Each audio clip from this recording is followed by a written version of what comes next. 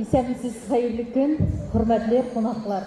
Казан университетының татаристика үзәге татар дөньясы өчен актуаль сөйләшү, кызыклы булган, проблемалы булган сорауларны күтәреп актуаль сөйләшүләрне дәвам итә. Һәм бүгенге тема татар филологиясе, ихтыяҗ һәм мөмкинлекләр дип атала. Әлеге сөйләшүдән Татар информ мәгълүмат үзәге агентлыгы турыдан-туры трансляция оештыручылы безне турыдан-туры Каюм Насыр институтының менә сез аның тавышларында ишеттегез. Җиде үзәге Казакъстанның Астана, Кыргызстанның Бишкек, Россиянең Санкт-Петербург, Мәскәү, Екатеринбург, Пенза, Уфа шәһәрләре карый. Дискуссия ирекле форматта бара. Залда менә ике микрофон, шулай залда утыручылар да бу сөйләшүгә кушыла, үз сорауларын бирә алар. Фикерләрен җиткерергә мөмкин. Инде сөйләшүне башлыйбыз. Татар филологиясе дигәч тә, менә шушы белгечлеккә кайчандыр укып чыккан шәхесләр искә төшә. Һәм менә аларның күбесе бүген безнең шушы федераль университеты залында. Әлбәттә, алар бик күп. Татар дөньясында гына түгел, хәтта инде Россия киңлегендә дә танылган, дөнья күләм танылган шәхесләр бар. Барыгызга да тагын бер тапкыр исәнмесез дибез. Һәм инде бүгенге сөйләшү дискуссиядан бигрәк бәлки менә шушы филологияны данлау, бергә җыелып, бергә күрешү кебегрәк сөйләшү булыр. Чөнки без беләбез, хәзер инде Россия Федерациясендә дә гуманитар өлкәгә елдан-ел игътибар азая бара. Ә менә шушы вазгыятьтә без инде яшь буынны үзебезнең белгечлеккә ниндидер әйдәү, тарту, кызыктыру максатында эшләнә бу сөйләшү. 6-7 ел элек татар филологиясе өлкәсендә зур үзгәрешләр булды. Моны барыбыз да беләбез. Казан дәүләт университеты һәм кайчандыр Татар дәүләт педагогик университетының бергә кушылуы бөтен татар җәмәгатьчелеге өчен ниндидер шау-шулы, шундый шөбһәле бер үзгәреш булды бу. Менә шушы үзгәреш укыту системасына нинди яңалыклар кертте, табыш һәм югалтулар дияргә яратабыз. Менә нинди табыш һәм югалтулар булды.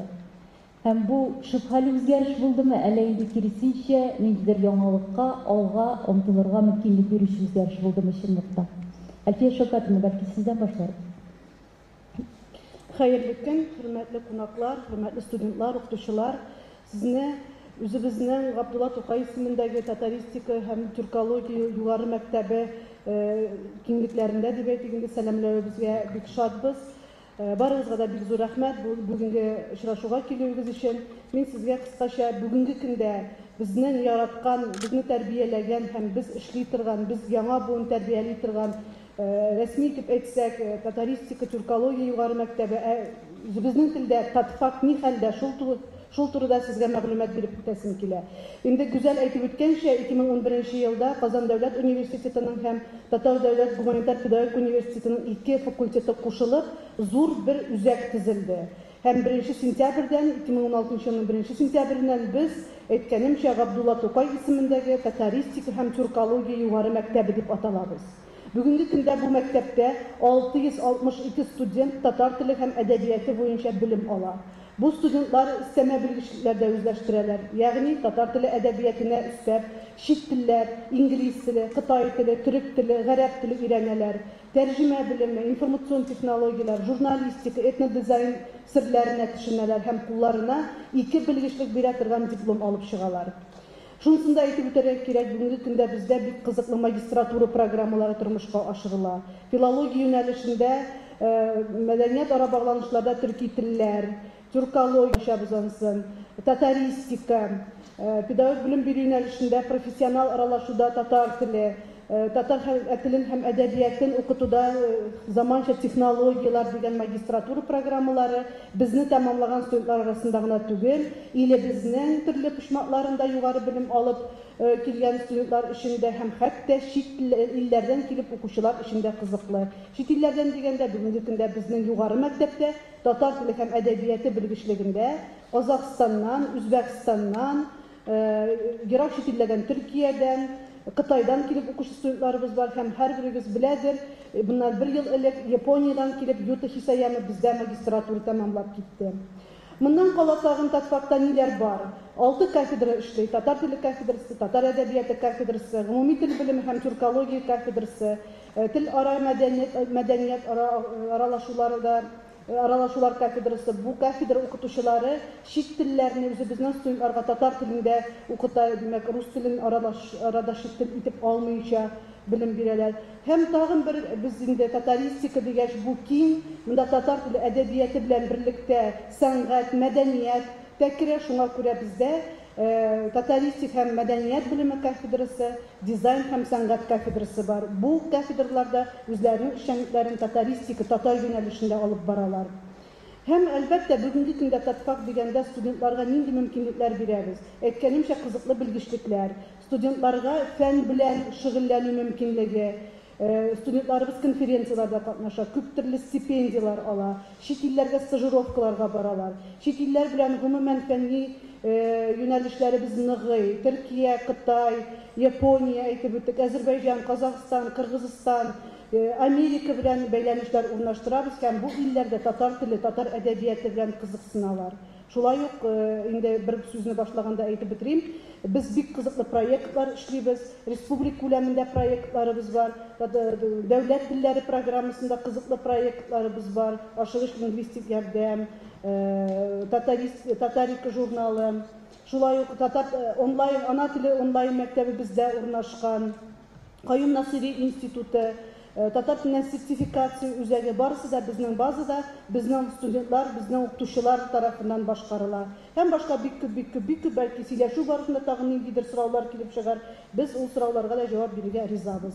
Кадрлар әзерләү мәсьәләсе, андагы проблемалар һәм башкалар, чынында менә бүгенге хәлен бераз гына сез чыгарылыш студентлары дигәндәй, төрле өлкәдә эшләүче безнең авыллы дәрәҗәле кешеләр җыелды. Күрдегез бүген ничек яши, сезнең заманда ничек иде? Һәм сез менә беркайчан да үкенү булмадымы? Ни өчен менә мин филологиягә килдем? Нәрсә бирде ул сезгә? Гомумән филолог булу нәрсә бирде сезгә?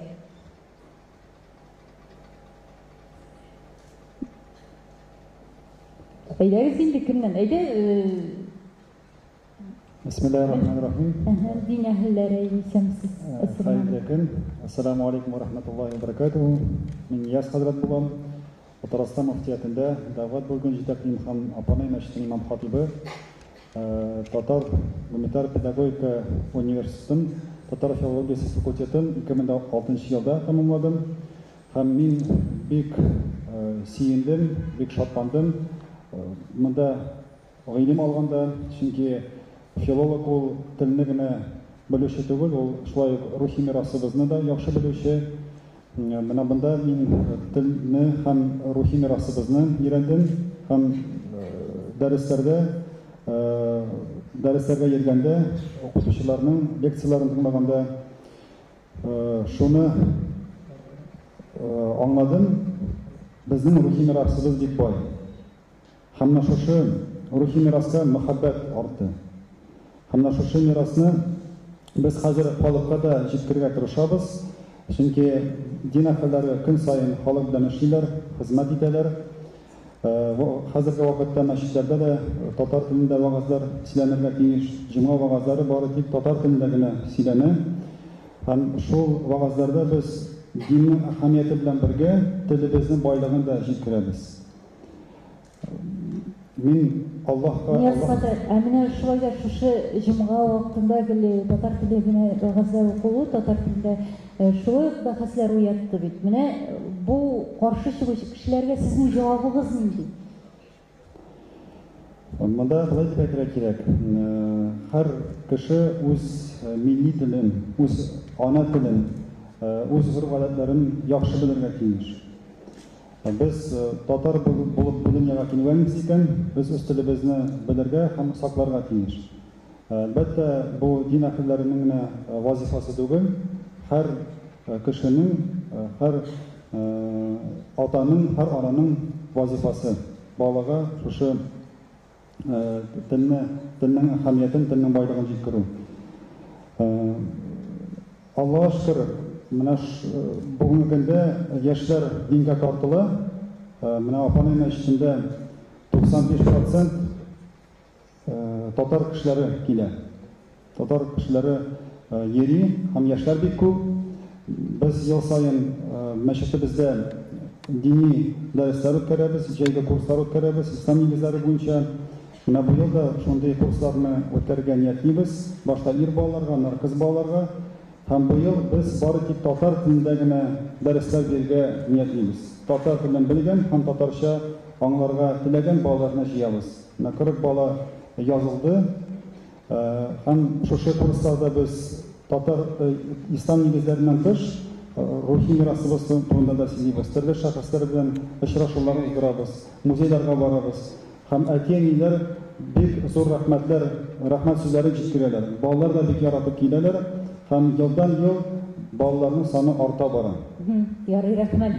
Инде университет дигәч, әлбәттә, менә дин ул шундый бер үзенчәлекле агымдыр. Иң беренче чиратта университет ул галимнәр әзерләүче төп уку йорты. Хәзерге Казан федераль университеты. Менә Дамир Исхаков, мәсәлән, кайчандыр матбугатта язган иде. Татарстан фәннәр академиясенә кергән институтларны карасак, анда инде галимнәр картайып бетте дип. Менә 50 яшьтә булган кеше дә яшь санала дип. Менә Ким Галимович, менә шушы университет, татфак һәм әлеге проблемага сезнең фикерегезне беләсегез килә. Галимнәр картайып бетте дигәннән башлыйм әле. Күптән түгел институтта бүлек җитәкчеләре, дирекция, бөтен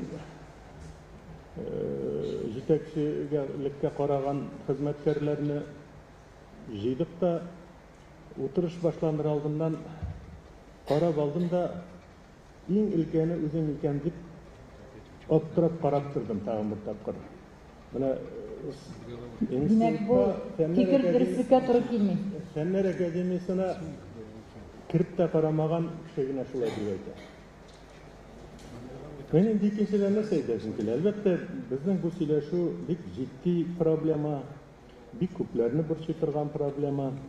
Шуңа күрә ул киң пландагы, аның турында көннәр дәвамында, айлар дәвамында сөйләшеп була торгандыр. Әмма ләкин без инде менә баштан ук шулай итеп алдык. Без инде аны шушы уку йорты аз дигәндә 44-нче елда университетта ачылган татар бүлеген күз алдына китереп, һәм инде бүген инде шушы уку йортындагы факультет, институт шулай итеп күз алдына китереп сөйләшәбез. Әлбәттә, шул университеттагы 44-нче елда ачылган бүлек белән параллель рәвештә педагогика университетында да яшәп килде. Татар бүлеге, татар группалары, ул инде без ул вакытта бөтенесен бер итеп карый идек инде. Әмма ләкин кайсы нәрсә белән, нинди юнәлеш белән шөгыльләнә.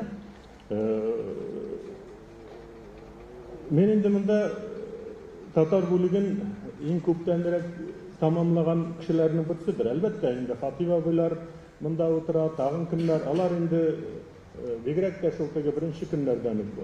Бүгенге көндә инде безгә карарга кирәктер. Менә бер буын эчендә татар филологиясына мөнәсәбәт, гомумән дәүләтнең, хөкүмәтнең әлеге мәсьәләгә мөнәсәбәтен күрергә була. Аның яңа башланган чорын күз алдына китерүчеләр бар бүген. Ныклап торып чәчәк аткан чорын күз алдына китерә алабыз. Аның төлке кайсын чәчәк аткан дип атырга, мен инде әйтик, без укыган чордагы елына берәр группа алалар иде. 25 кеше укырга. Ул вакытмы чәчәк аткан чоры, андагы укып чыккан кешеләрнең халыкка, милләткә биргән кешеләрен карасак, аларның дәрәҗәләрен карасак, аларның татар дөньясында тоткан урынын карасак, ул вакыт чәчәк аткан чорма. Яңадан инде сан ягыннан без 90-нчы еллар башыннан сан ягыннан үсеп киттек. Ул чорны да атарга була, чәчәк аткан чоры дип сан ягыннан алып карасак.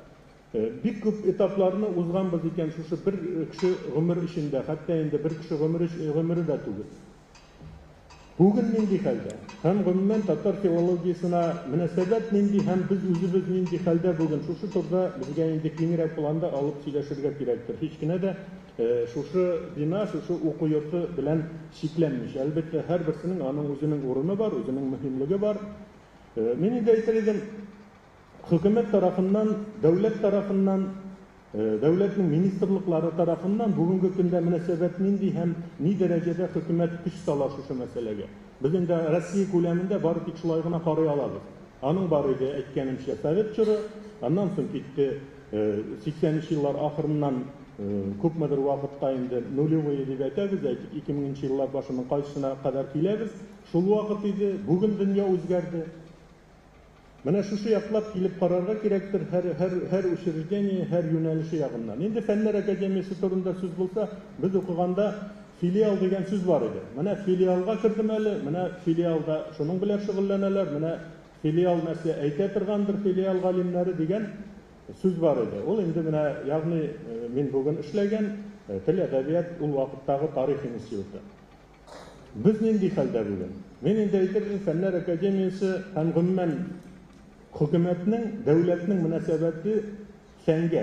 Аны ике яклап карарга була. Россия күләмендәге гомумән фәнгә, гуманитар фәнгә мөнәсәбәт һәм инде аның матди яктан якын килү, эш хакы мәсьәләсе ул әлбәттә шатландырырлык, әлбәттә канәгатьләнерлек, әлбәттә без күз алдына китерергә тырышкан, без өметләнгән дәрәҗәдә түгел. Икенче яклап, дәүләтнең Татарстанның мөнәсәбәтен карасак, Татарстанның Ішкі сәясәтен карасак, Мәгариф министрлыгы аша, Мәдәният министрлыгы аша, андагы дәүләт программалар һәм башка бүгенге көндәге кадәр дәрәҗәдәге игътибар беркайчан да юк иде. Менә мин шулай итеп бәяли алам. Бүген башка мәсьәләләр килеп чыга, башка проблемалар бар. Ул проблемалар инде безнең үткән юлыбыз белән, әйтгәндә кичә 3нче көн эшләгән, эшләп бетермәгән эшләребез белән бәйле. Бүгенге көндәге хәлне мен инде бераз гына бәлкем ул затрак да була, мен әйтергә мөмкиннәр, нәрсә сөйләсәсез дип. Но бүгенге көндә мин шулай итеп күрәм. Шулай менә яшь галимнәр, менә бүген менә монда утыручы студентлар, алар бәлки инде чыгарылыш курсларында 4нче яисә магистратураны тәмамлыйлар. Менә нәрсәгә кызыгып галимлеккә килергә тиешләр, ягъни менә шушы дөньяга, фәнни дөньяга. Яшьләр мәсьәләсендә дә әйтеп китәсем килә, инде чынлап торып әйттем. Мен инде менә пенсия яшенә табарак бара торган кеше, бүгенге көндә минем яшьтәгеләр институтта күп түгел. Яшьләр бик күп. Бүлек җитәкчеләре 30 яшь, 35, 40, 30 белән 40 арасындагы 90% шушы яшьтәге яшьләр бүген. Бүлек җитәкчеләре булып эшли, алар фән кандидатлары, фән докторлары. Алар арасында безнең язучылар да бар, композиторларыбыз бар, башкасы бар. Менә шушы дәрәҗәдә яшьләр. Яшьләр килә. Соңгы 3-4 ел эчендә яшьләр бик күп килде. Алар фән белән шөгыльләнергә, гомумән татар дөньясы белән, ул бит филология дип атыйбыз икән, филология инде аны фәндә төрлечә якын киләләр, аның төрле юнәлешләре бар, аның тел белеме бар, әдәбият белеме бар, текстология, фольклор, халык иҗаты, ул язмалар башкалар. Һәм инде бүгенге көндә ул сүз сәнгате белән шөгыльләнү, сүз сәнгатенә мәхәббәт, һәм инде үзе бер дөнья менә шушының белән шөгыльләнергә тели икән студентлар. Мен инде имтихан алуда катнашучы кеше буларак, имтиханнар комиссиясе рәисе булып әле быел да эшлим. Минем өчен үзләренә дә әйттем, укытучыларга да бүгеннән үк эшкә алырлык студентлар бар. Бүгеннән үк алар белән алга таба китеп була. Киләчәк өчендә ниндидер тынычлык бирә. Димәк, инде безнең укыту өлкәсендә дә алга китешебез дә бар. Һәм инде яшьләр өчен ни өчен кызык булмаска тиеш. Безнең төрки дөнья, татар теле аша төрки дөньяга чыгу, гомумән филолог булу, ул инде гомумән бар җирдә дә уртак тел табып була торган, сөйләшеп сүз табып була торган һәм дөньяга караш. Менә әле яңа шушы көннәрдә генә президентыбыз Казахстанда булды. Гөр шушы филология мәсьәләләре төп планга кайтып кала. Китапхана мәсьәләсе, тагын нинди мәсьәлә, Сөембикә үзебезнең Ханбикә һәм башка. Филологиядан тыш кая барасың? Дәүләт сәясәте турыдан туры шушы мәсьәлә. Менә безне беренче максатыбызны әйткән идек, чөнки безнең хәзер көз якынлаша, абитуриентларны кызыктырып, Менә филология нәрсә бирде, ягъни татпак сезгә нәрсә бирде дигән сорау иде безнең төп сорау. Менә Хатип Исатович айтып китте. Бу 90-нчы елларда ничә кафедра, ничә институт, ничә юнәлеш дип. Дөрес, 90-нчы елларда, күтәрелеш елларында ул Казанда берничә вуз эшләде. Татар филологиясе, татар тел әдәбияты белгечлеге берничә вузда әзерләнде. Ләкин 90-нчы елларда күтәрелеш бит ул 2000-нчы елларга менә без бер институт булып эшли башлаганчы инде хайран төшкән иде. Заманында шундый килеп җиткән. Менә мәсәлән, без бер вуз булып оешканчы Казан дәүләт университеты, Татар дәүләт гуманитар педагогик институты икесенә бергә, ике вуз бергә 70 бюджет урынына кеше кабул иттек. Менә без бергә кушылып 2011 елны безнең кабул итү артты. Без зуррак саннар алдык Москвадан бергә кушылып эшли башлаганнан соң. Шуңа күрә менә ул вакытта ул кушылуның безгә файдасы зур булды. Менә минем алда инде коры цифрлар дөресен әйткәндә, шул цифрларга карасак, дөрес кызганыч соңгы бер 5-6 елда менә шул 11-нче елда алган биеклекләрне тута алмадык. Безгә ел сайын Мәскәү контроль саннар дип әйтәбез, безне бюджет урыннарын киметеп килде. Ул быелда узганга караганда кимрәк. Бу безнең вузларына караганда әйбер түгел, бу Татарстанга гына караганда әйбер дә түгел. Әйтеп киттек, килмәгән министрда бүген дәүләтнең гуманитар фәннәргә карата мөнәсәбәтен, бигрәк тә менә бу филология карата мөнәсәбәтен, менә узган ел гына Мәскәү безнең вузга 70 урын биргән филологиягә, бөтен вузга. Бөтен вуз Казан федераль университеты быел 40 урын алды филологиягә. Бу безгә, Алабугага, бу чит илләр филологиясына, татар филологиясына, рус филологиясына, бөтенесенә бергә 40 урын көндезге бүлеккә бу. Менә гади генә әйтеп әйтсәк, саннарга килсәк, без моннан 3 еллык 82 урынга алдык көндезге бүлеккә. Узган ел 3-нче ел 79-га, һәм менә быел 54 кенә урын калды безнең көндезге бүлектә. Шушы ике юнәлештә, филология юнәлешендә һәм татар теле әдәбияты укытучылары юнәлешенә. 17-нче елга. Ул 54 урынның да менә быел җәй ала торган 54 урынның да без кабул итү дигәч күбрәк теге 11-нче класслар өчен нәкъ бакалавриатта киятен күзәтеп әйтсәк, аның да 35 генә. Без быел филология алабыз. Әйттегез 40 урынның 15-ен менә татар филологиясен алабыз. Һәм татар теле әдәбияты укытучыларына яңадан 20 урын. Анда инде без татар теле әдәбияты һәм инглиз теле, татар теле әдәбияты һәм кытай теле дип алабыз. Дөрес, урыннар бик кыска, бик кысылды быел. Ләкин менә монда тагын нәрсә әйтеп китәсе килә. Соңгы елларда, соңгы бер 2-3 елда безгә Татарстан хөкүмәте, Татарстан мәгариф министрлыгы бик булышты. Телләр турындагы закон нигезендә узган ел biz birinci kurska Tatar Tili Edebiyatı һәм башлангыч мәктәп укытучыларына 25 урын алдык. Менә быел 2нче курска кушылар буенча. 3нче ел 15 урын алган идек магистратурага, аннан элек елны яңадан 15 урын магистратурага алган идек. Кызганыч менә быел безгә мондый мөмкинлек юк. Без урыннарны безгә бирмәделәр. Һәм шуңа күрә узган ел белән чагыштырганда быел абитуриентларга бик катлаулы булачак, билгеле. Әйткәнемчә, бакалавриатта бар тик 35 кенә урын калды.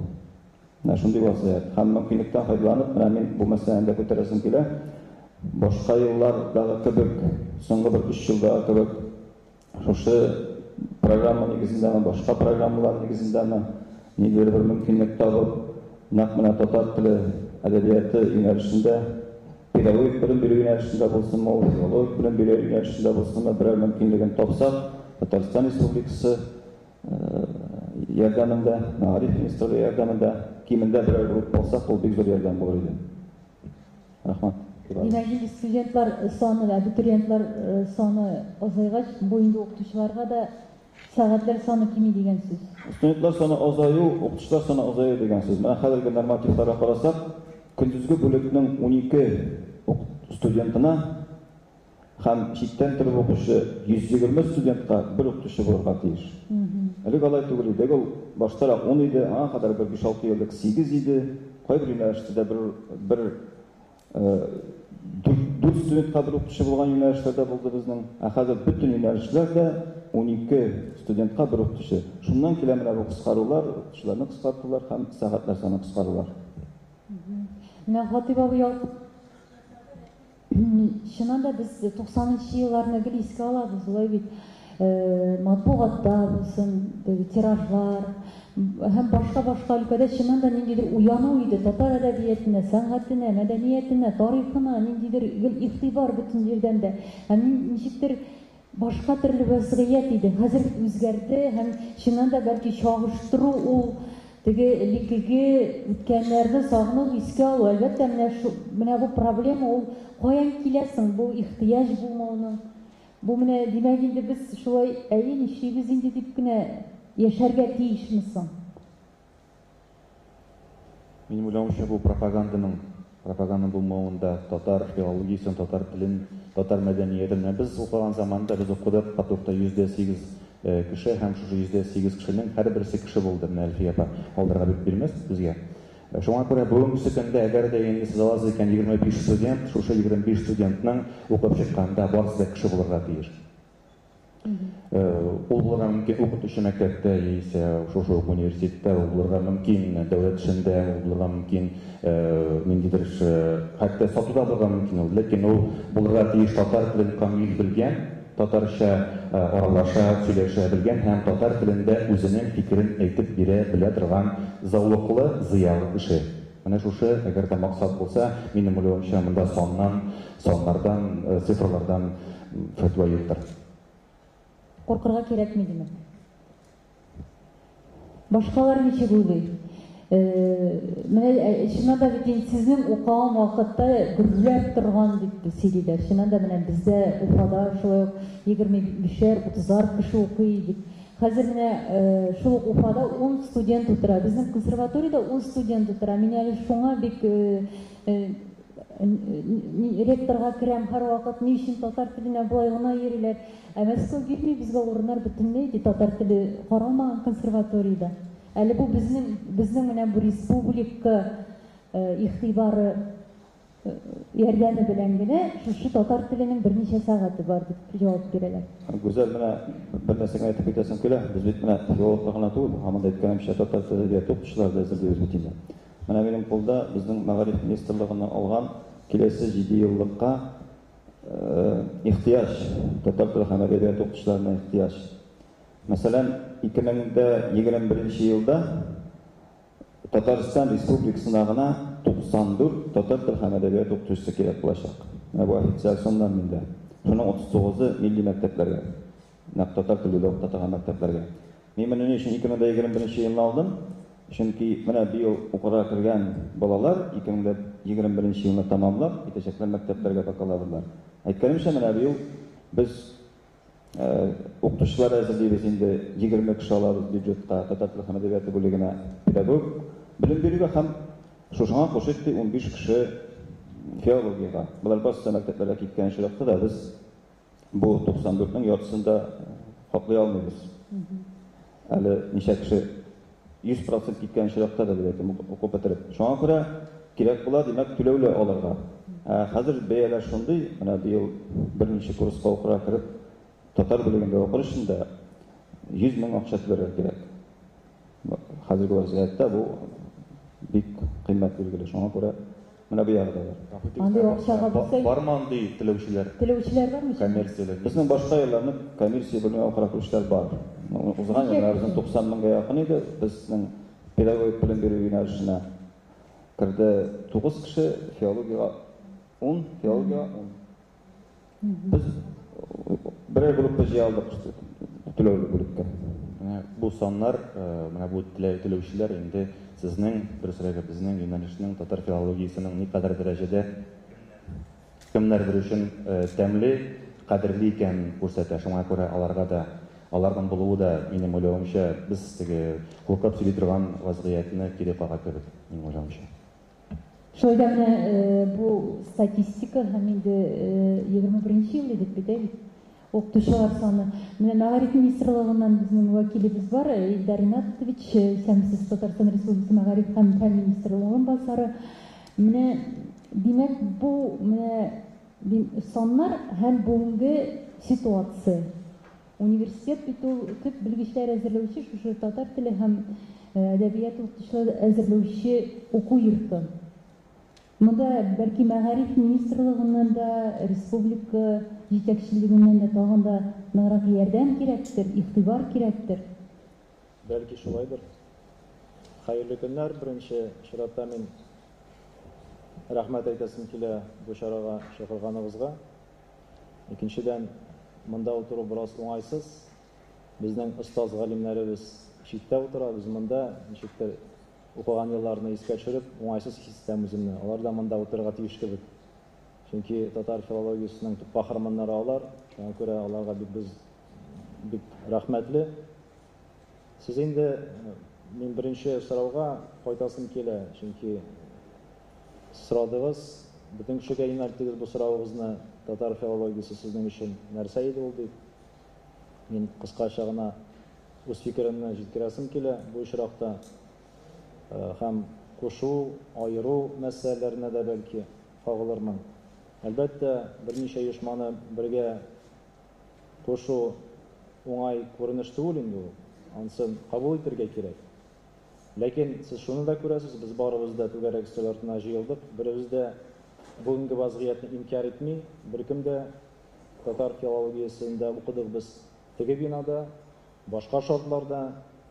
Бүгенге татар филологиясе безнең татар филологиясе факультеты түгел дип әйтмим. Без һәрвакыт бу вазгыятьтә дә бергә галимнәребез белән, Радиф Рифкатовичлар белән кулга кул тотышып, галимнәребез белән эшлибез. Инде монда әйтелде, башка юнәлешләр буенча да. Татар филологиясе минем өчен шәхсән ул тормыш кыйбламны билгеләгән урын. Мин бер кайчан да татар филологиясе факультетын инде югары уку йорты диплом бирә торган оешма дип кабул итмәдем. Минем өчен ул милли тормыш кайнап торган урын иде. Һәм аны безнең галимнәребез дә, ул вакытта укыган студентлар да ризалашыр, шулай ди ул. Шуннан да без анда ничектер уку белән безнең тормыш берләшеп китте.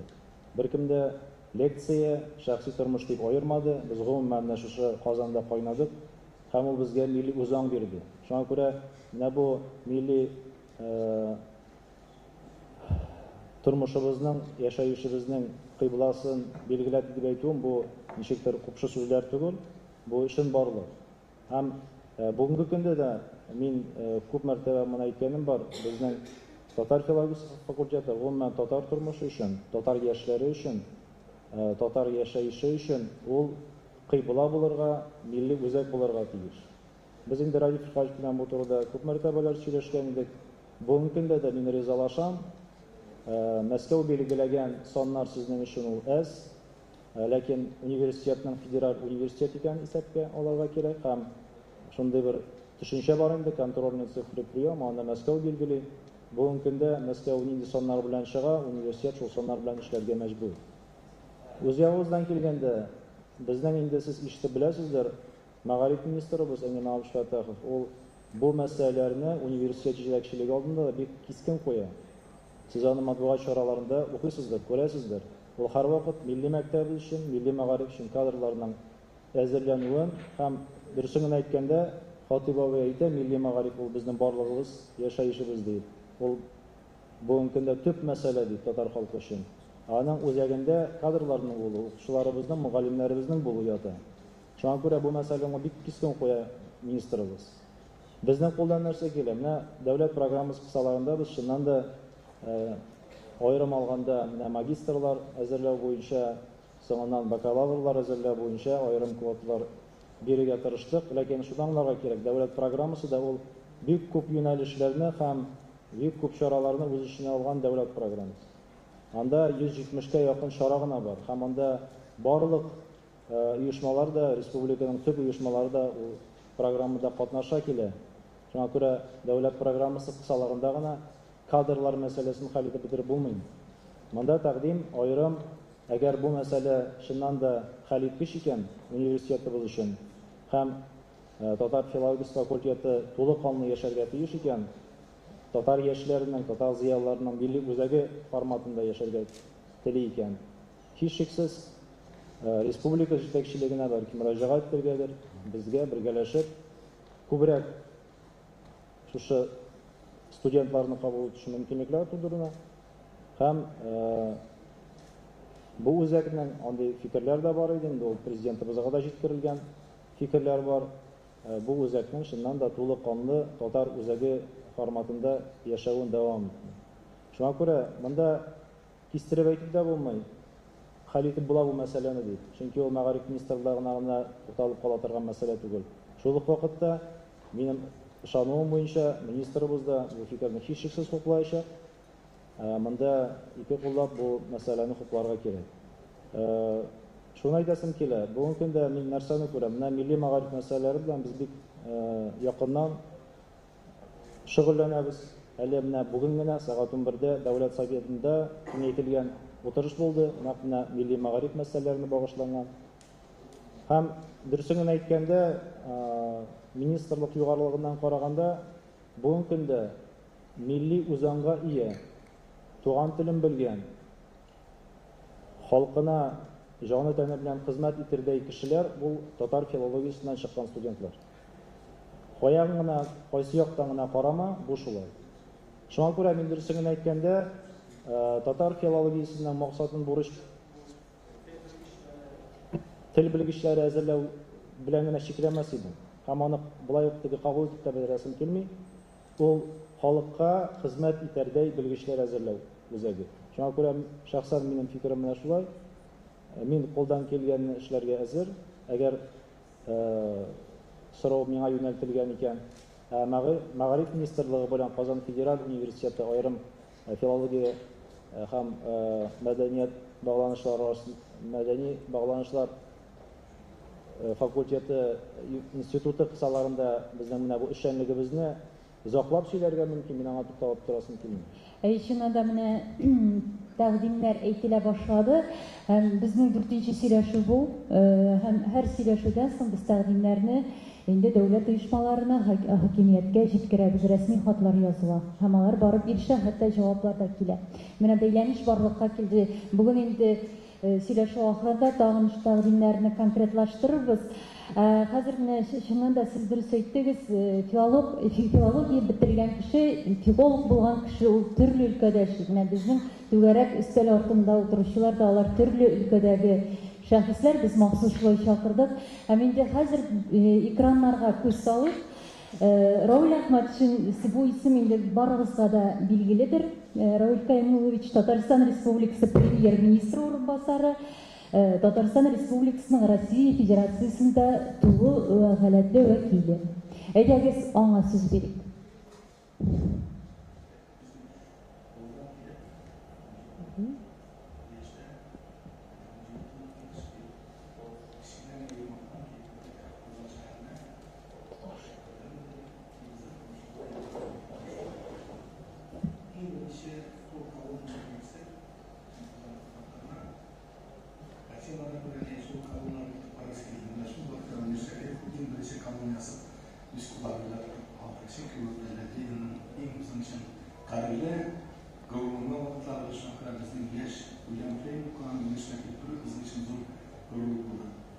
İkinciden, şunday zor derecede profesörler, doçentler, şimdi söyleşenler, şimdi anlaşmalar, şimdi sen oraya gidersin. Bu ikinciden mık olan için değil. İkinciden, şimdi alan kitaplarına görüp tutup yazışlar, şimdi krede, şimdi orada söyleşersen, şimdi kresin vergi iflarına, şimdi kresin gırgara yazılarına, şimdi kresin bütün yazışlarına, bu hisli en birinci momentlar var.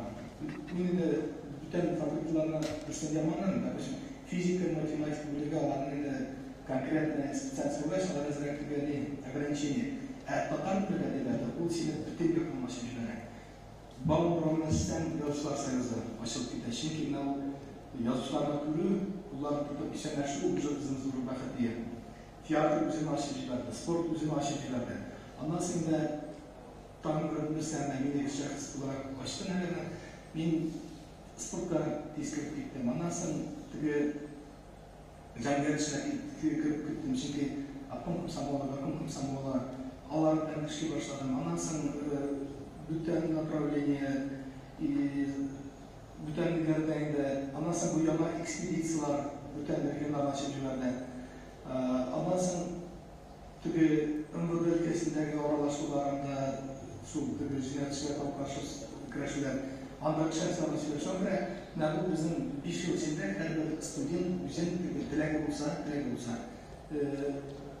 формирует как личность каждого шуканшны. Шуңа мин бу татар теле белән әдәбияты минем өчен баштан булды. Авылдан чыкканда кичкенә генә. Беренче курста ул зур юлга әйләнде. Икенче, өченче курсларда мин килеп кергән ялга күлгә, 4нче курста мин килеп кергән диңгезгә һәм океаннан чыгып киттем тормышка. Чөнки бу бөтен әйберне бергә язганнан соң, минем өчен бу диплом алганда мин океанга әйтәм. Бу факультетны, бу институттарны кичекрәк кирәк. Чөнки безнең балаларыбыз үсеп, безнең ылыкларыбыз үсеп киләләр өчен бу тел канунда кирәк. Чөнки тел татар телендә таркалып, біз күп төрки халык телләренә килеп керәбез дә, ләкин шулай туры килде дә ул институттан бітергәннән соң, бүтән институттан бітергәннән соң мин күп менә аралашам, 45 елда булырга туры килде. Шуннан бер 20сендә татар теле аркылы мин рәхәттән бу халык белән аралаштым. Әле мин союзның буна килдем, бүтән өлкәдә, Төркиядән, Арабиядән, бүтән илләрдә мин һәр вакытта да татар телен белгән кеше 1-15 халык белән иркенләп сөйләшә, аралашалар. Хәзер заманаларында татар телендәге зур шәһәрләрдә, мегаполисларда, Мәскәүдә, Питерда, хәзер возможностьлар бирелгәннән безнең урыс халкы арасында яшәбез, бүтән илләр халкы арасында яшәбез. Кем семьяда татар телен әтиәнес беләләр, аларның балалары да, аналары да чын алар белән шөгыльләнәләр, алар да яшәләр. Мин горурланып әйтәм, аналарым да татарча сөйләшәләр, Мәскәүдә яшәләр, матур итеп сөйләшәләр, җырларны шөгыльләнәләр, чөнки без татар телен үзебез беләбез. Төптән. Без авылдан килеп Булды, рәхмәт. Менә шундый әлбәттә бу кыскартылган вариант безнең инде күрсәтәсебез килде студентларга, булачак абитуриентларга, ягъни дәүләт эшлеклеләре дә бар филологлар арасында һәм безнең арада да шундый кешеләрнең берсе Ринат Вәлиуллин, Татарстан Республикасының Санкт-Петербургта һәм Ленинград өлкәсендәге даими вәкиле. Чыннан да беренче чиратта мин шушы түгәрәк стәлне оештыручыларга бик зур рәхмәтемне әйтәсем килә. Менә инде чыннан да 4нче стәл бу безгә күптән кирәк булган икән. Чөнки менә мондагы сөйләшкән сүзләр хәтта инде ул социаль сетьләрдә аеруча бик игътибар белән каралынылды. Турыдан-туры эфирлар булганда мин аеруча беренче түгәрәк стәлне башына кагатлап үзем Питерда утырып карап чыктым. Чыннан да бу безгә менә мондай фикер алышу һәм дә шулай итеп кешеләрне җыйнау кирәк булган. Бу акыл фабрикасы, бу төрле фикерләрне бергә туплау һәм инде бер нәтиҗәләргә чыгу. Чыннан да монда әйтелде, хөкүмәт органнарында бу мондагы тәкъдимнәрдән читтә калмыйлар, чөнки ул безнең өчен дә бик мөһим. Һәм менә мин Илдар Ринатовичның әйткән сүзләренә тулаем кушылып тагын шуңа дисек килә.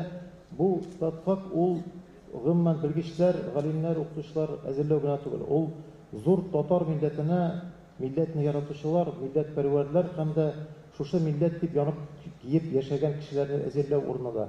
Чыннан да ул элек тә шулай булды, хәзер дә шулай. Менә 90-нчы еллар турында Алмаз инде әйтеп узды.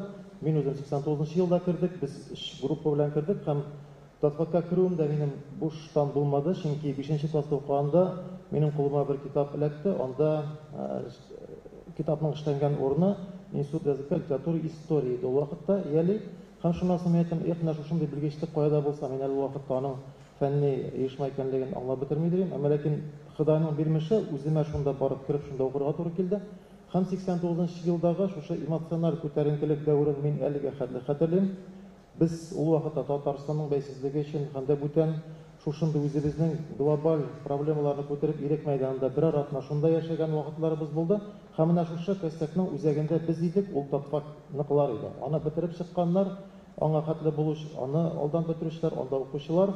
Һәм ул әле дә шулай. Чөнки менә шушы ук безнең милли тел турындагы проблемаларны, бүтән проблемаларны кемнәр күтәрделәр, без күтәрәбез, без борчылабыз. Һәм дә шушының төп барлык әйберсен дә без күтәрә алабыз дип мин саныйм. Шуның белән бергә ул татфакта уку үзенә күрә бер зур дөньяда булды. Менә мин үзем бик яхшы хәтерлим. Мөхәммәд Абыймакый безгә соңгы ел укытканда безнең белән укыды. Һәм аның дәресләренә безнең генә курс килмидер иде.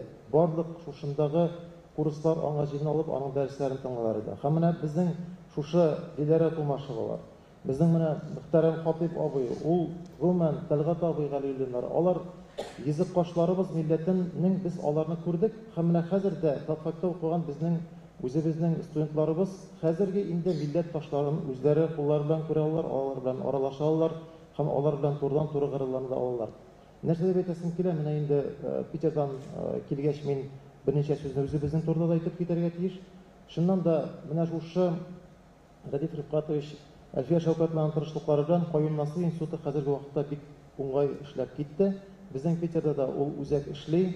Һәм менә милләт турында әйткәндә менә Рауль Кремич әйтеп узды, ниндидер бер рус мөхитендә милләтне саклау, телне саклау бик авыр дип, әмма ләкин шуның белән бергә безнең менә шушы үзәккә килергә теләк белдерүчеләр күп. Хәтта теләк белдерүчеләр шул дәрәҗәгә җитте, без 2 группаны чәршәмбе һәм шимбә көннәрендә алып барабыз, 3 сәгать дәрес иттереп, һәм теләүчеләр күп булу сәбәпле аларның кайберләрен инде кертә дә алмадык. Ягъни тел белән кызыксынучылар һәм дә аны өйрәнергә теләүчеләр күп. Алар күбесе бу әйбергә киләләр. Мин аны күп вакытта без катнаш никахларны милләтне бетерү бер аспекты дип әйтәбез, әмма ләкин шуның белән караганда менә 3-4 шундый мисалны мин әйтә алам. Әйтик, татар кызларына өйләнгән егетләр, рус егетләре киләләр татар телен өйрәнергә, һәм татар егетенә чыккан кызлар, рус кызлары килеп, без татар телен өйрәнәсебез килә, сезгә килергә диләр. Һәм менә нәрсә дип әйтәсем килә, шуннан да безнең җыйналуның да максаты шулдыр. Татфак ул тулы бер дөнья, һәм дә без аны сакларга тиеш. Шуннан да контроль цифрлар алар бардыр, алар булырлар. Әмма ләкин шуның белән бергә үзебезнең яшьләребез арасында, милләтебез арасында эшне алып барсак, бу зур дөньяга бер адымнан без шулай икәнлеген күрсәтергә тиешбез. Рәхмәт сезгә. Әлбәттә, менә бу түгәрәк өстәл артында утыручылар ничектер пассив утырмасагыз иде. Ничектер без айрым бәлки сүз бирергә һәрберегезгә өлгермәсез, ләкин үз фикерегезне әйтеп калырга тырышыгыз, ниндидер сүзгә бәйләнеп кирип китегез, яме. Һәм инде залдагылар да шулай микрофоннар ачык, рәхим итеп сорауларыгыз, фикерләрегез, теләк тәкъдимнәрегезне җиткерә аласыз. Менә саклап калырга дидегез дә, шулай да без үзебез генә саклап кала алабызмы? Менә ничек уйлыйсыз? Инде менә бу филология дигез, нәрсә соң ул филология? Бер караганда менә нәрсә ул?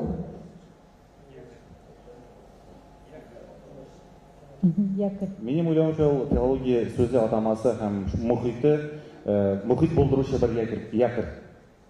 Филология бит ул тел, сөйләшү, аралашу, кешенең асылы нәрсә? Кешенең асылы, иң беренче асылы аралашуда, сөйләшүдә. Радик Сабиров утыра, нинди мөмкинлекләр бирде филология факультеты шәхсән үзегезгә? Хәерле көн. Идел журналының баш мөхәррире. Менә монда әгәр дә абитуриентлар булса, күп кенә абитуриентлар булса, мин аларга әйтер идем, әгәр дә арагызда шигырь язучылар бар икән, әдәбият белән кызыксынучылар күп икән, гомумән милләт белән янасыз икән, милләтчеләр белән, әлбәттә инде Татфакка килегез дип әйтер идем. Һәм бу сүзне бөтен очрашуда әйтергә дә кирәк. Чөнки барыбер филология ул киң төшенчә. Менә мин карап утырдым да, әгәр дә Татфаклар булмаса, безнең менә мәктәпләрдә әйтеп тормыйбыз инде, анда аңлашыла. Безнең төп да шул иде, Татфакларның укытучылар әзерләү иде. Әлбәттә, милливлекне саклауда төп көчләр шул булды. Инде менә күреп торабыз, мәчетләрдә дә аңлашылды. Кино, театр, режиссер сәнгатендә дә. Менә мин әгәр дә радио, телевидение карасак, әгәр дә радиода Әмир Исламовлар, Нуралиевлар, анда Лейла Ялаловлар эшләмәсә, безнең анда телебез бөтенләй булмас иде. Радиода, телевидениедә Нурания апалар, Миләүшә апалар, Илдар Кыямовлар булмаса, белмим, шулай нинди нәтиҗәгә килеп киткән булыр иде. Китап нәшриятын карыйк, гомумән кайсы гына өлкәндә алып барамызак, инде мәгариф министрлыгы менә Илдар Ринатович үзе утыра. Демәк, абитуриентларга әйтергә мөмкин, мәгариф министры урынбасары буласыгыз килсә, Татфакка килегез дип. Ходай язмасын. Хәтта менә кызганыч ләззәт, Илдар Ришит безнең Хайдаров, хәтта президент аппаратында да безнең үз кешебез утыра. Шуңа күрә теге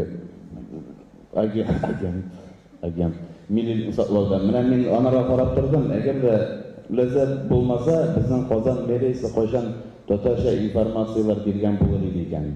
Юк иде. Безгә дә һәр вакыт урысча гына биреп торалар иде. Ниһаять президент аппаратыннан да безгә пресс-релизлар татарча килә башлады.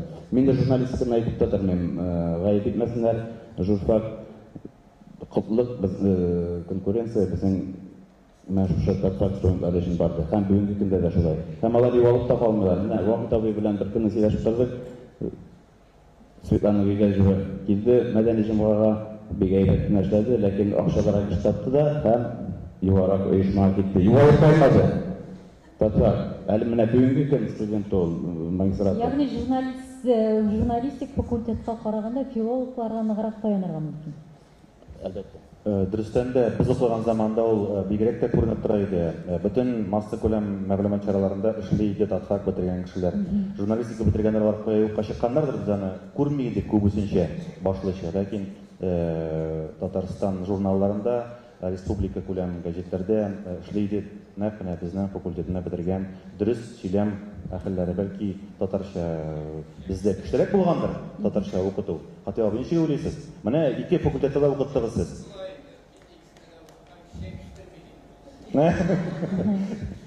Әмма Миләүшә булмаганда әйтергә ярый. Юк. Мин бит әйтмим, аларда начаррак, бездә яхшырак дип. Ни өчен шулай менә укытучылардан сорыйм. Хатыйба бу менә сез безгә шундый белемне биреп чыгармасагыз, без бүгенге көндә татар телендә камил сөйләшеп утыра алмас идек, телевидениедә дә, радиода да. Чынлапта без укыган елларда, 90-нчы елларда татфак гөрләп, ниндидер бер милли мәркәзе булып тора иде менә бу татар дөньясына. Менә хәзер дә шулай ул, хәзер дә бар. Менә мәсәлән, мин үзем ни өчен татфакка килдем? Анда Костанай ансамбле бар иде, мин биюче идем. Менә ниндидер бер фактор тартып китерде, шулай бит. Бәлки бүген дә шундый студентларны җәлеп итә торган нәрсәләрдер булдырырга кирәктер. Татар үзәге, бию.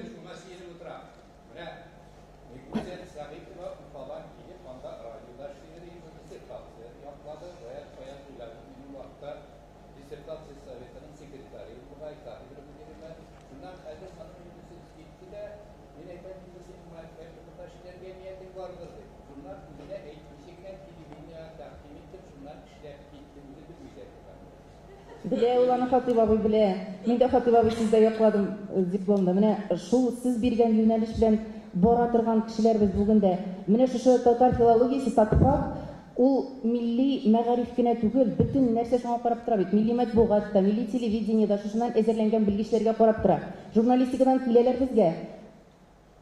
Бабовые культурны, узаклы мәдәниятлар дип тәрҗемә итәләр. Менә аякларны ләгән киңлегендә аерып басабыз дип тәрҗемә итә минем килгән корреспондентлар. Менә алар белән эшләргә кирәк бит безгә. Ул ләгәнне карыйда таз икәнен менә шулай тәрҗемә итәләр. Менә шушы фактны, аның нигезен алга таба да югалтмаска иде. Бәлки Хатыйба абый әйткәнчә ниндидер үзәкләр булдырыргадыр. 54 урын, 25 урын белән генә мөмкинлек булмаса, түләүле укый алмасалар, ниндидер үзәкләр булдырырга кирәктер.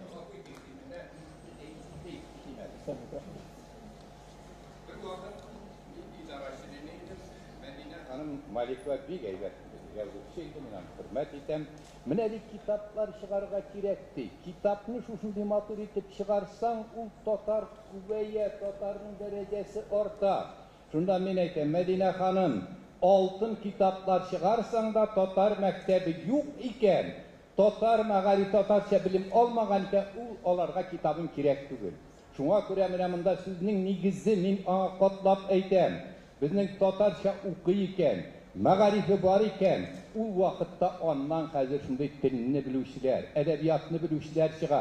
Алар әлбәттә белеп тә бетермәс. Алар арасыннан табигый рәвештә үз теләге белән журналистикага да килер, башкасына да килер. Менә нигез шушыны без онытмыйк җәмәгать. Аны әлбәттә нидән инде? Университетта хәзер шушынан Хатип Миннегулов, я булмаса хәзер анда нигә Әлфия Юсупова, Шәүкәтовна, башкаларына безнең дә бәлки өлеш бардыр. Ләкин әгәр дә мәктәптән килә икән, алар инде тел өйрәнү белән генә түгел, алар аның фәнен беләләр, аның тарихын беләләр, башкасын беләләр. Һәм алар инде университетта, элек бит институтта да татарның чын мәгънәсендә белгечләр генә түгел, фидакар затлары, көрәшчеләре булып чыга иде. Менә шундыйлар кирәк. Рәхмәт. Bir нәрсә әйтеп китәм әле монда һәр чыгыш ясаучы әйтә, менә шул юлларда укыдык, гөрләп тора дип, тотфак хәзер дә гөрләп тора. Бүгенге көндә менә нинди яхшы зданиедә укыйбыз без, менә тотфакның актовый залы бу. Безнең татар филологиясе бүлегенең bütün auditoriyaları, bütün бүлмәләре бүгенге көн таләбенә җавап бирә торган, җиһазлар белән җиһазландырылган, техника белән җиһазландырылган. Студентлар килә, конкурс зур, баллар югары. Һәм бүгенге көндә татар филологиясе факультетында театр эшләп килә.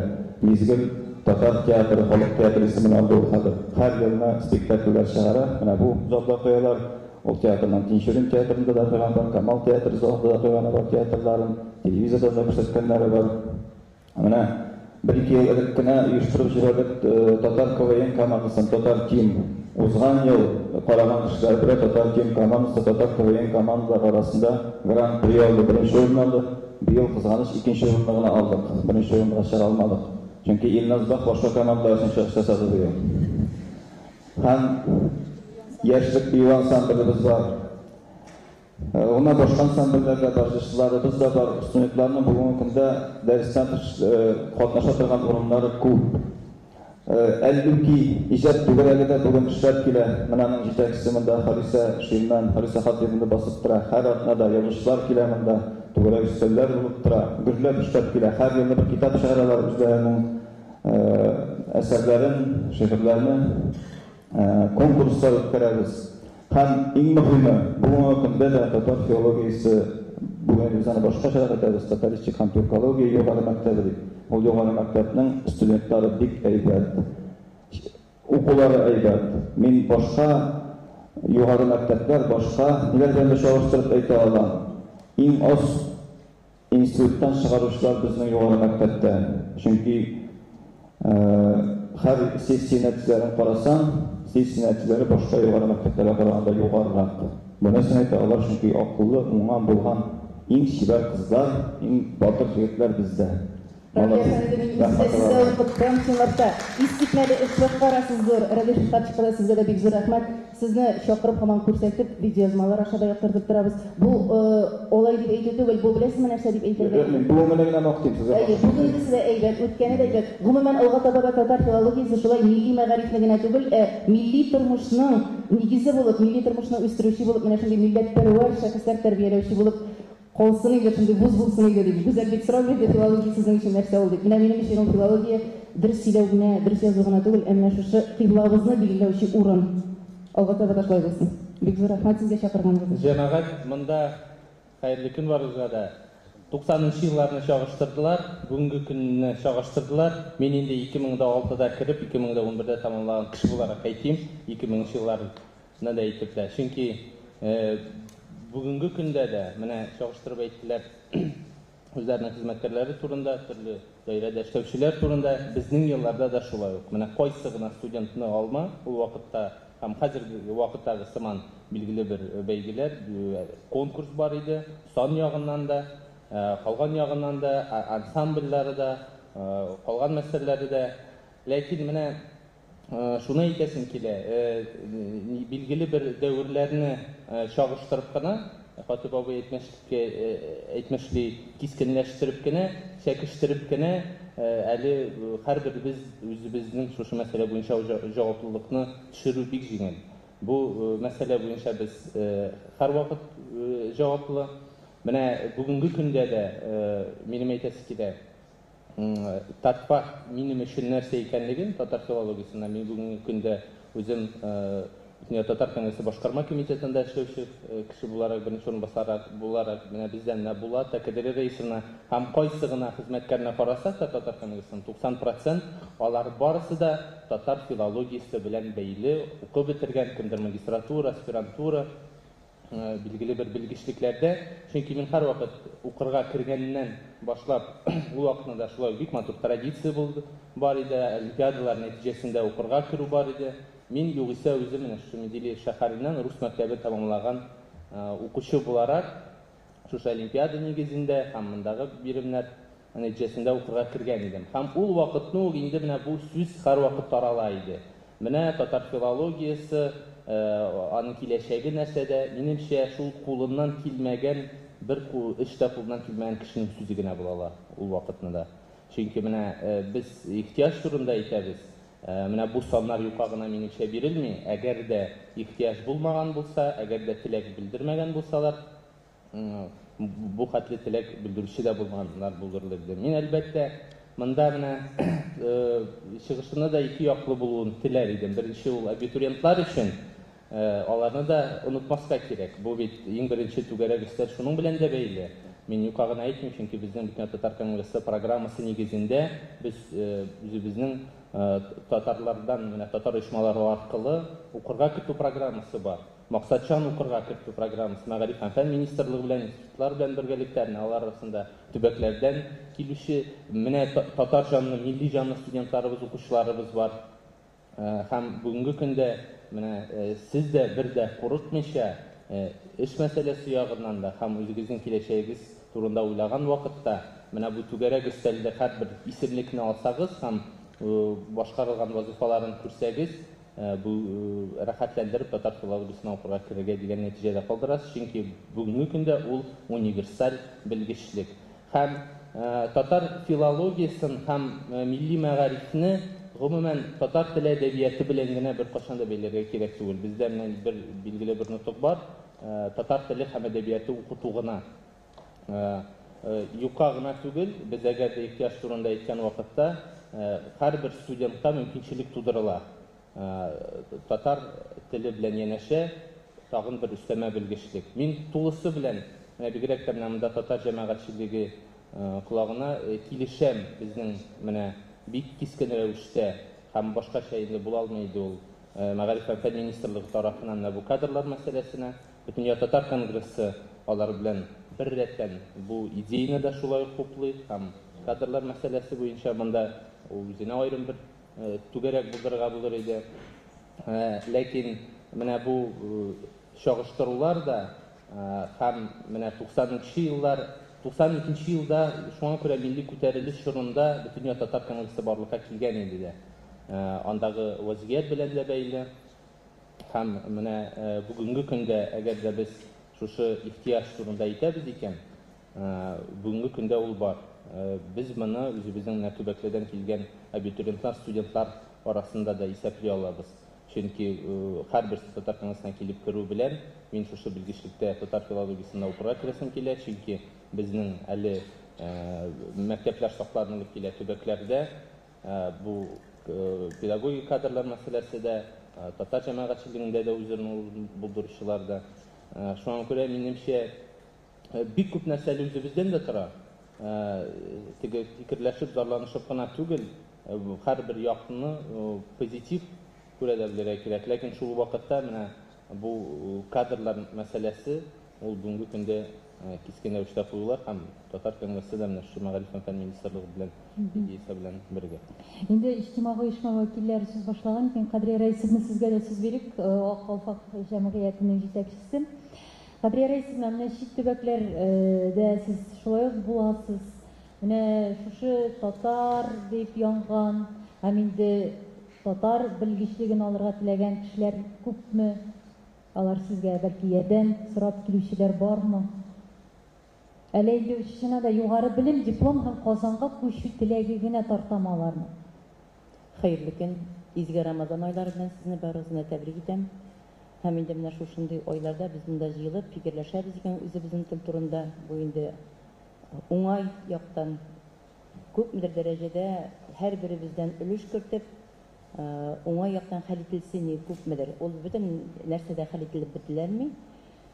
Минем үземә шушы бүлекне тәмамларга туры килде. Татар теле белгән миңа бик шат, бик теләп килдем мин монда укырга да, һәм инде монда менә карап утырам, мин безнең белән бергә без бер тулай торакта яшәгәннәр дә монда бар. Һәм активлык турында сүз китте. Мин шул шигырьләрне бар, 76-81-ләрдә бетердек. Менә монда безнең Фираз Фахразович утыра. Ул вакытта без бу бүлекне, филология бүлегенең бөтен рус бүлеге дә, татар бүлеге дә, татар-рус та бөтенебез бергә яшидек. Ләкин иң активлары татар бүлеге иде. Чөнки соцсовет председателе утыра безнең менә, соцсовет председателе ул физкультура, спорт буенча да татар егете иде. һәм культура бүлеге буенча да, мәсәлән, миңа эшләргә туры килде гел татарлар, чөнки анда бөтен милләт бергә яшәсәләр. Бу ни өчен килә? Без авыл балалары. Авыл балалары барыбер тырыш, хезмәт сөючән һәм омтылышлы. Монда да, мәсәлән, безнең татар теле бүлегенә дә шундый балалар килә дип уйлыйм мин. Һәм инде шәһәр балалары да бар. Чөнки миңа бер генә ел монда укытып китәргә туры килде, 0-25 кенә. Мин анда күрдем инде. Шәһәрдән килгән балалар, авыл балаларын ничегрәк куялар, ләкин бер нәрсәне игътибар итәргә кирәк безгә. Менә без тел дибез. Тел дибез, ләкин үзебезнең гореф-гадәтләр, гомумән буыннан буынга килгән гореф-гадәтләр, үзебезнең йолалар, бөтенесен үзебезнең динебезне, әхлагыбызны без кайтармыйбыз икән, аның теле дә тиз генә кайтмаячак. Менә шуңа күрә без бик тә игътибарлы булырга тиеш, аны аңлатырга тиеш. Ни өчен мин моны кисәтеп әйтәм? Монда озак итеп сөйләп булмый. Әйләнә-тирәне өйрәнү фәне бар. Мин гимназияларда татар мәктәпләре дип чакыралар, ул мәктәпләрдә күп булырга туры килә очрашуда. Регионнарда да булырга туры килә, чит илләрнекендә дә һәм шул вакытта үзебезнең Татарстан Казанда да. Гимназия дигән исеме генә. Татар гимназиясе дигән. Ачуланмагыз алай дип әйткәнгә. Икенче гимназия бар, чынлап да бөтен фәннәрдә татарча. Моны чынлап да без татар гимназиясе дип әйтәләр. Калганнарда йөргәндә әйтәләр. Менә ничексең, педагоглар юк татарча укытырга диләр. Математикадан юк, географиядан юк, биологиядан юк, химиядан юк, кем укытырга тиеш? Менә мондый проблемалар бик күп безгә. Чынлап да менә әйләнә-тирәне өйрәтү фәне бар. Башлангычта керә бу. Шул менә китапны ачып карагыз әле сез. Безнең татарна түгел, рус та үз милләтен саклау өчен тырыша, башка милләтләрдә без бөтенебез дә тырышабыз бүгенге көндә үз милләтен сакларга. Чөнки без шул чорда яшибез. Гасыр белән гасыр алышынган чорда һәр вакыт күтәренкелек булган, үзгәреш булган, һәр чорда шулай ул. Менә теге гасырны уйлап карагыз, анда да шул чор, сез карагыз 5нче еллар вакытларын, 8нче еллар, 7нче еллар. Һәм менә шуңа күрә безгә инде һәрберебезгә йоклап ятырга кирәкмидер дип уйлыйм. Менә шушы гимназияларда шушы фән керә, татарча укыталар аларны, татарча керә ул, татарчага әйләндерелгән. Ләкин карагыз анда, берәр татар дигән, хәтта бишегендә латышныкы куелган, урыс бишеге куелган 2нче классныкын карагыз. Безнеке бит юк. Бер кая бер нәрсә күп әйбер эшләтә алмыйсыз. Ләкин урысныкы бөтен җирдә ярылып тора. Мәсәлән, минем анагым әйтә, Кристоф дин иртәгә бәйрәм безнең ди. Инде Кристоф крещение. Нинди бәйрәм соң ул дим. Менә шулай, безгә апа шулай сөйләде. Апа шулай әйтте китапта, менә китапны чыгарып күрсәтте. Анда шаккатмалы.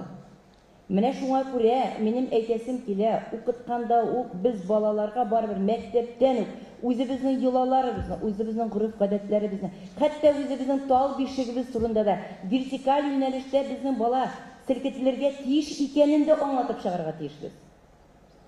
Менә шуңа күрә без һәр вакыт тел. Бит бөтенесен кайтарырга кирәк. Bütün үзебезнең гореф-гадәтләрне, йолаларны кайтарырга кирәк. Менә шуңа күрә без инде акыл-факлылар Дөнья татар конгрессы куласында biz бик күп йөрибез хәзер. Мәсәлән, 3150 хатын-кыз без чит илләрдән дә җыеп, татарларны җыеп Актанышта гореф-гадәтләрне. Былтыр 3 көндә. Быел сабага китәбез. Соңгы васиятнамә язырга өйрәтү хәре. Соңгы әманәт, төп нигез, килен кайнана, төп нигезгә кайтышлар, якын гына районнар 3 елга бер кайтабыз ди ата-ана янына. Чөнки без сөйләшеп торабыз диләр. Менә без икенче милләт кануннары белән яши башладык. Менә шуңа күрә безгә әйләнергә кирәк, карарга кирәк, булачак педагогларга барсын аңлатырга кирәк. Шуңа без инде менә әкренләп үзебезнең карыннан алып 40 көнгә кадәр татар баласына без нәрсәләр бирергә тиешбез. Ни өчен чәчен алырга, нигә үлчәргә, бөтенесе, монда бөтен әйбердә инде. Аннан соң киттек хәзер 40 көннән 3 яшькә кадәр. Рәхәтлектән чыгармыйбыз, менә фәнзле Хаким низамында утыра, халыкчанлык ягыннан да алабыз, дини яктан да, фәнни яктан да. 3 юнәлеш барырга тиеш, 3 юнәлешне без халык аерып алырга тиеш. Шуңа күрә минем әйтәсем килә, менә чит төбәкләрдә булганда да түгел алар татар теленә Кытайдан балалар килде, алар бит татар телен өйрәнеп китәләр. Безнең Казанда яши үзебезнең балалар татар, чөнки гаиләдә юк бу. Гаиләдәләрдә өйрәтеп, аңлатып гаиләләргә дә кертергә кирәк. Минем инде укытучыларга, чөнки мондан үзебезне укытканнарга да бик тә рәхмәтле, чөнки без татар телен тәмле итеп бирә беләләр иде телне. тәмин итеп үзебезнең гореф-гадәтләргә кертә беләләр иде. Менә шуңа күрә бергәләп, бәлки менә монда утырганнар без сөйләп кенә китеп түгел, ниндер түгәрәкләр алып барып, менә шушы үзебезнең булачак педагоглар белән.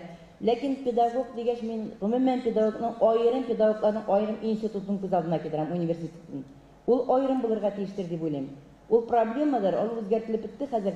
Ләкин педагог буласы кеше аерым укырга, үзләре аерым булырга тиеш. Һәм инде укып чыккан студентлардан карагыз, былтыр педагог практика 3нче ел катнашырга туры килде миңа. Икесе генә дә педагог булып китәргә теләми. Менә бу проблемада бик зур. Педагог булып китәргә теләмәүче студентлар бик күп хәзер. Менә шуңа күрә безгә бергәләп эшләргә кирәк, ярдәм итәргә кирәк беребезгә. Менә бүгенге көндә татар теле нәрсәгә кирәк, ихтыяҗ бармы дип сөйлибез. Менә бүген безгә бер укытучы килергә тиеш иде, Елена Анисимова дигән. Ул үзе рус милләтеннән, анасы татар филологиясендә укыган, бүгенге көндә татар телен мәктәптә укыта балаларга. Ягъни менә ул бер үрнәк. Без аны инде аерым тема буларак билгеләргә теләгән идек, ләкин килеп чыкмады. Шулай да безнең Саба сәләтле балалар мәктәп-интернаты директоры, шулай филология факультетын бетергән Ләйсән Рәхит кызы Билалова бүген. Сездә менә димәк балалар, менә татар гимназиясе дигән сүз генә калды диләр. Сездә татар теленә балалар гомумән татар теллеме Сабада? Хәерле көн барыгызга да. Менә мин бик кызыксынып тыңлап утырам. Әле үзем дә сүз алмакчы идем, чөнки биредә безнең студентлар утыра. Алар түгәрәк үстәл буенча карарлар да әйтерләр кебек. Тоталы бу факультетны бетергәч, кем мәктәпкә барды икән соң? Әллә безгә дә бармы калсак ярармы дигән фикер туар кебек. Шуңа күрә үзем дә сүз алырга теләгән идем. Рәхмәт. Саба дигәндә, менә мин үзем Саба кызы. Саба инде ул иң саф, чиста, татар төбәге сакланып калган төбәкләрнең берсе. Һәм менә һәрбер кеше инде үзенең укырга керүе турында әйтеп китте. Мин 90нчы елда килдем. Класстагы иң актив, иң тырыш, иң сәләтле 4 укучы, 4-бездә медалистлар идек. Безнең өчен сорау тумады, просто булса керергә кайсы факультетка дигән. Без 4-бездә шушында килдек. Һәм инде Гапали татар авылын бетергән менә мин Мингәр кызым, Гапали татар мәктәбенең дипломы, медалистлар идек инде без. Бер имтиханны 5-кә биреп, мин ул имтиханны әйдә хәтерләп, Фуат абыйга биргәнемне укырга кердек. Менә бу татар мәктәбенең, аның биргән белеменең бәясе турында сөйләй инде. Һәм инде укып бетергәч тә каядыр китү турында сүз бармады. Без ничектер үзебездә зур җаваплылык тойдык. Кире кайтып үстебезгә. Шушы үзебезнең укытучыларыбыз биргән юнәлешне халкыбызга, милләтебезгә, телебезгә хезмәт итәргә тиеш дигән әйберне алар безгә сеңдерделәр. Менә аның өчен бик зур рәхмәт. Һәм инде бу теләк, халкыңа хезмәт итәргә теләү, ничектер үз районыңда нәрсәдер яхшы якка үзгәртергә теләү, ул бер кайчан начарлыкка китерми. Без үзебез барыбыз да бүгенге көндә мәктәп системасында эшлибез. Менә мин үземнең хезмәттәшләрем турында әйтәм. Һәм инде чынлап та уңышлы дип әйтергә була. Бер дә куркмыйча мәктәпкә килергә кирәк. Инде балалар турында әйткәндә, менә без бүген киләчәк буыны тәрбиялибез. Менә мин тыңлап утырам, сүз әйләнә дә кайта мәктәпкә, әйләнә дә кайта. Һәм бик дөрес кайта. Чөнки фән галимнәре дә, безнең милләтебезнең киләчәге дә безнең бүгенге көндә мәктәптә. Бүгенге көндә менә бездә 166 бала укый. 4нче ел эшлибез аерым мәктәп буларак. Һәм инде күрше районнардан, Күкмара, Балтач, Теләче районнарыннан килеп укыйлар безгә. Һәм инде менә сез әйткән сүз, без чынлап та милли тәрбияне бирәбез. Әлбәттә телләрне өйрәтәбез. Рус телендә өйрәтәбез бүгенге көндә, инглиз телендә өйрәтәбез, Кытай телендә өйрәтәбез. Минем фикерем, татар баласы татарча гына укып калырга тиеш дигән сүз түгел. Нигә безнең татар зыялылары турында онытабыз? Татар телендә башлап, халыкара киңәшмәләрдә үзенең чыгышын немец телендә, алман телендә, инглиз телендә, француз телендә дәвам иткән галимнәребез турында онытабыз. Безнең укучыларыбыз да нәкъ шундый булырга тиешле. Алар чынлап та бүгенге көндә телне беләләр. Менә безнең мәктәбебездә ел сайын фән олимпиадаларында Аллаһка шөкер урыннарыбыз булып килә, ләкин иң мөһиме безнең татар теле буенча. Без аны иң беренче план итеп куябыз. Ел сайын мәктәбебездә 10-11 укучы республика олимпиадасында безнең призлы урын алуга ирешә. Аның җиңүчеләре булуга ирешә. Бу безнең мәктәбебез татар телендә генә укытмаса да, без хәзер фәннәрне инглиз телендә укытырга тырышабыз. Татар теленә куелган хезмәт аларның белеме турында сөйли. Һәм инде менә әле генә калган олимпиада булды. Рус теле буенча да җиңүчеләребез бар, татар теле буенча да җиңүчеләребез бар. Димәк, ул эш бара дигән сүз. Менә бу олимпиадалар дигәннәр. Ләйсан ханым, менә матур сөйләдек, татарчалык әйбәт куйган дип. Татар филологиясына укырга киләләр малар. Киләләр, бүгенге көндә Аллага шөкер. Нәкъ менә шушы фән җиңүчеләребезнең килә, ел саен безнең укучыларыбыз шунда керә. Һәм инде минем тәкъдимем, менә без бүгенге көндә Мәскәү чакыра, Питер чакыра. Чынлап та Петербург шәһәренә чакыру килә. Безнең дәүләт күләмендә менә шу олимпиада җиңүчеләрен шушы вузга, шушы факультетка ниндидер өстәмә шартларда кабул итү булсын иде. Без ул укучыларыбызны юнәлтәбез. Алар керсеннәр иде шушында. Алар арасында бит фән галимнәре булачак шагыйрьләр, язучылар булачак аларда. Һәм менә мин куанып шушы түгәрәк өстәлдә утырган мәртәбәле кешеләр арасында аларны киләчәктә күрергә теләр идем. Булсыннар иде, алар керсеннәр иде. Керәләр бүгенге көндә алар. Шагыйрьләр дигәннән Газинур Морат, Габдулла Тукай исемендәге премия лауреаты. Газинур абый, филология факультетын бетергән бөтен кеше дә шагыйрь булып китә алмый, ни өчен? Әле инде менә юристлар арасында да шагыйрьләр бар. Бәлки инде бу теге талант очраклы рәвештә генә килеп кергәндә ниндидер үзенчәлекле тормыш белән барыбер шагыйрь булып киткәнме? Әллә нәрсәдер алдыгызмы? Без үзебез татар теле бүлегенә, ул саклайды безнең артта. Татар теле бүлегенә шул язучы шөгыльләр шөгыльләнүче буларак язучы булабыз дип килдек. Язучы, укытучы булу дигән уй башта юк иде. Нигә дигәндә, кайда язучы шагыйрьнең биографиясе укыйсың, алар бөтенсә шушы татар теле бүлеген таңлаучылар булып чыкты. Һәм шөкер Худайга, бик озак еллар дәвамында татар теле бүлеге ул безнең әдәбият институты булды, татар халык өчен. Нигездә 90-95% татар теле һәм әдәбияты бүлеген тәмамлаган кешеләр. Да, моңа кадәр дә әлки бар иде. Талар дәүләт бу вакытта нәрсә бар иде? Бар иде монда түгәрәкләр, махсус өйрәтәләр иде шигырь язарга йөрде булмый, аюны биргә дип булса да. Ул вакытта да бөтен нәрсәләр бар иде. Бүген дә Аллаһ шөкер менә Инис Рахимуллин бүген көндә аксакал булып бетте. Әле һаман сәнгатькә дип әйтәләр татар бүлегендә. Аннан килеп, бию, биедә гомер безнең халык. Хәзердә би башкача әлбәттә. Билмәсәм битәләр. Менә минем татар бүлегендә 10 ел гыйлем истәгән Рамил Шәңгәзовичның сүзеннән башлап китәсез килә, сүзенә кыскана булыр. Ул әйтә, 20 ел башында тел проблемасы булмаган ди. Әлбәттә ул вакытта булмаган. Жанбаевчлар белән сәлам булган, әмма булмаган тел проблемасы ник дигәндә мәгариф 100% татарның үз кулында булган. Шуңа күрә булмаган. Әгәр дә булай хөкүмәткә бәйле хөкүмәт химиясендәге мәктәпләр ачар иде, аңа рөхсәт бирмәгән ул хөкүмәте, чөнки татар аракы эчми дигән. Шуңа күрә аңа мәктәп ачып булмый дигән. Сәбәп бик үстәгенә дә бүген әлбәттә вазгыять гелигенче Исақиның хулакта язган бит беләсез инкыразын. Анда инкыразга, татарның инкыразга илтә торган бер пункт, ул да булса татар кеше ул сөйләнергә тиеш. Хулак куйган анда белгә тиеш.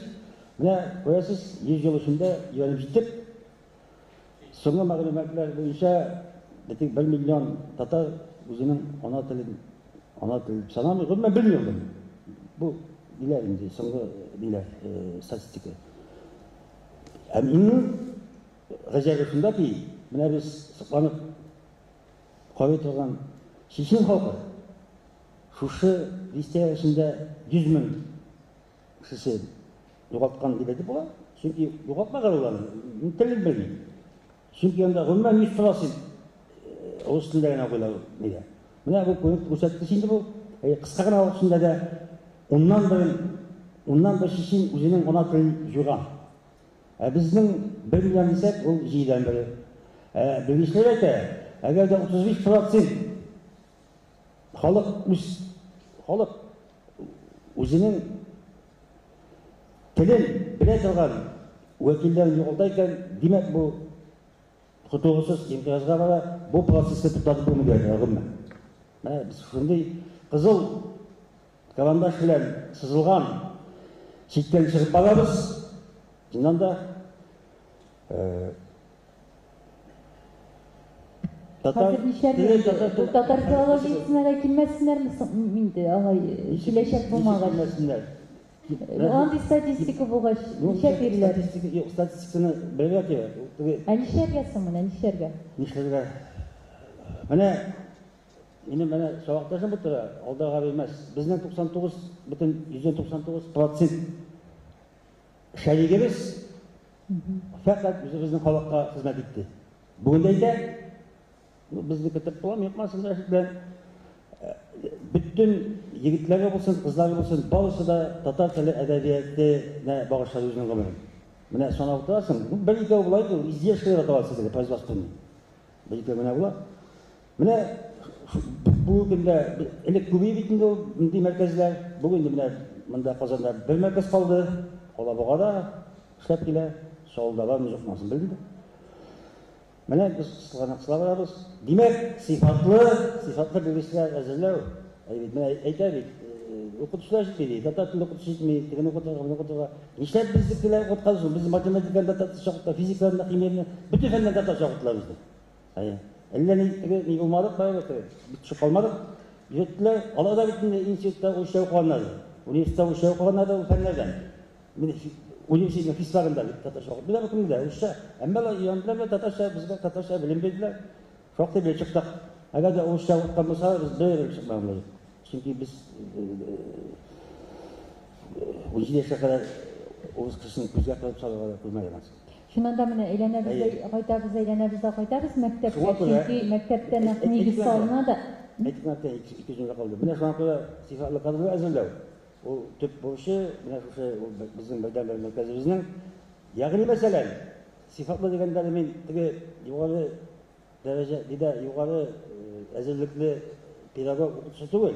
Mana ko'rsatkichlar son bo'lgan keyin sifat qaylanib жетпейді. Mana shulay aytamiz, mana jurnalistlar, tatar tili bo'yicha umr bo'yi respublika matbuotini jurnalistlar bilan ta'min etib turgan bo'lak istedi. O'sha aytamiz bizda. Qo'ydik. Bütün yozuvchilar chiqqan shundan. Bu bekor yozuvchilar chiqqan. Shoirlar chiqqan. Shunga ko'ra mana bu agarda yozuvchi ekan, shoir ekan, millat shunday yo'q, millat bo'ldi. To'xtaydi, bitta joyda. Bu adabiyot bank, til bank, shunga ko'ra u bankni saqlashga tiyishmiz. Qo'shqarasi kirib, qisqasi mana tag'in mana Mahdi istonda bunda endi o'ynab aytdik, hozir shoir ishqimiz bor bizda. Mana shu Mahdi ko'rsatib biz. U bizga tog' kitob o'qitdi. Mecburiyet değil, bizim Kazakstan'da okuttu. Bizim zamanda da bütün kurslardan kilerler, mehmanlardan, fiskatlardan, yufaklardan kilip tanırlar isteysin. Ne okuttu? Bir işlerim var, okutuşlar işittir, edebi ezelleri şamalara bulup şahane eterler. Eline kitapını okup bitirmeler şimdi. Bu böyle internetten mağazalarına, bilmeyim. Kıskası kağıt kitap tutup оқырға тиіштейділер мен болашақ педагогта, yazışı da ғылмен, филологияда оқушы. Багаж болуға тиіш, әдеби багаж, әгер де әдеби багажы өзі оқымаған кісі, ол әдебиет бойынша да бүтін фәннен де тиішлі білім тәрбиелей алмайды деп ойлаймын. Рахмет. Шынында да міне тұрмыш бергені үшін әтиялеймін, әйінді ешәрге үйреткенлері үшін ұстазларыма зор рахмет деген болған өз уақытында Александр Македонский да. Міне ұстазларының бұл вазғиятта бигрәк та ролі зор, һәм чөнки әгәр дә татар теле шундый икән, әгәр дә без инде шундый вазғиятта яшибез икән, нәкъ менә Казан федераль университетында бүгенге көндә мәктәпкә кайтачак галимнәр, укытучылар, алар инде менә сәнгатькә, тарихка, мәхәббәт телгә уята белергә тиешләр. Ә инде бер йөрәктә шундый кызыксыну уяна икән, ул дәвам итәчәк ул. Нинди генә вазгыять булмасын. Менә Сезгә сүз бирәсем килә, чөнки бүгенге сөйләшүдә безнең төрле өлкәләрдән катнаша бизнесменнар да бар. Хәтта инде безнең 2 сәгать вакытыбыз үтеп тә китеп бара. Рушания Миңнуллина татар телендәге экскурсиялар оештыручы гид-экскурсовод. Менә теге вазият дип сөйлибез. Казанга инде туристлар да күп киләдер. Ихтыяҗ бармы татар экскурсияларына һәм татар экскурсоводлар ни дәрәҗәдә бар? Хәерле көн барчагызга. Мине әлбәттә китап чыгару өчен нәшрият вәкиле буларак түгел, экскурсовод буларак чакырган дип аңланды. Һәм менә ихтыяҗ әлбәттә татар конгрессы белән килгән бик күп безнең читтә яшәүчеләр дә, Россиядә генә түгел, чит илләрдән килгән безнең барлык кешеләргә дә алар татарчаны бик белмәсәләр дә татарча алып бар, ярыймы дип шулай елый тыңлыйлар. Әлбәттә инде русчада алып барам. Һәм менә русча алып барганда күбрәк бит инде рус теллеләр килә дип әйтәм. Кадрия ханымның сөйләгәненнән кичкә төзеп утырдым, дәвам итәсем килдем. Гырыф-гадәтләрне беләсезме? Хатип абый, Реза Кадировны укыткан, менә Юсуф Баласагынлы, Мөхәммәд Ярларны, Кылгалиләрне, менә 13нче гасырдан килгән үзебезнең әдәбиятны. 1000 еллар буенча килгән үзебезнең язуны, Хаймак өйрәткән Архон язуларын, Рум язуларын, Гарәп язуларын, безнең бит тарихыбыз, әдәбиятыбыз, телебез бар. Башка халыкларда кемдә бар? Һәм менә шуны сөйли. Әлбәттә инде мактан менә шуны аңлаган кеше аңлый бит инде менә бездәге бүтән гариф-гадәтләрне, традицияны гына түгел, менә инде үзебезнең һәм аны саклаубыз турында. Әлбәттә экскурсовод булып бүтән кеше дә эшли, архитектор да эшли, тарихчы да эшли, менә минем татар билгесендә, татар филологиясе буларак минем өстенлегем менә шушы үзебезнең татар халкының тарихын, телебезнең тарихын өйрәтеп, кешеләргә әйтеп җибәрүебез. Минем өстенлегем бәлки шушындадыр. Татар филологиясында укыган кеше буларак шушыны кешеләргә җибәрүе. Аларның башларында нинди дә булса, шундый мәгълүмат калдыруым белән мин әлбәттә шат.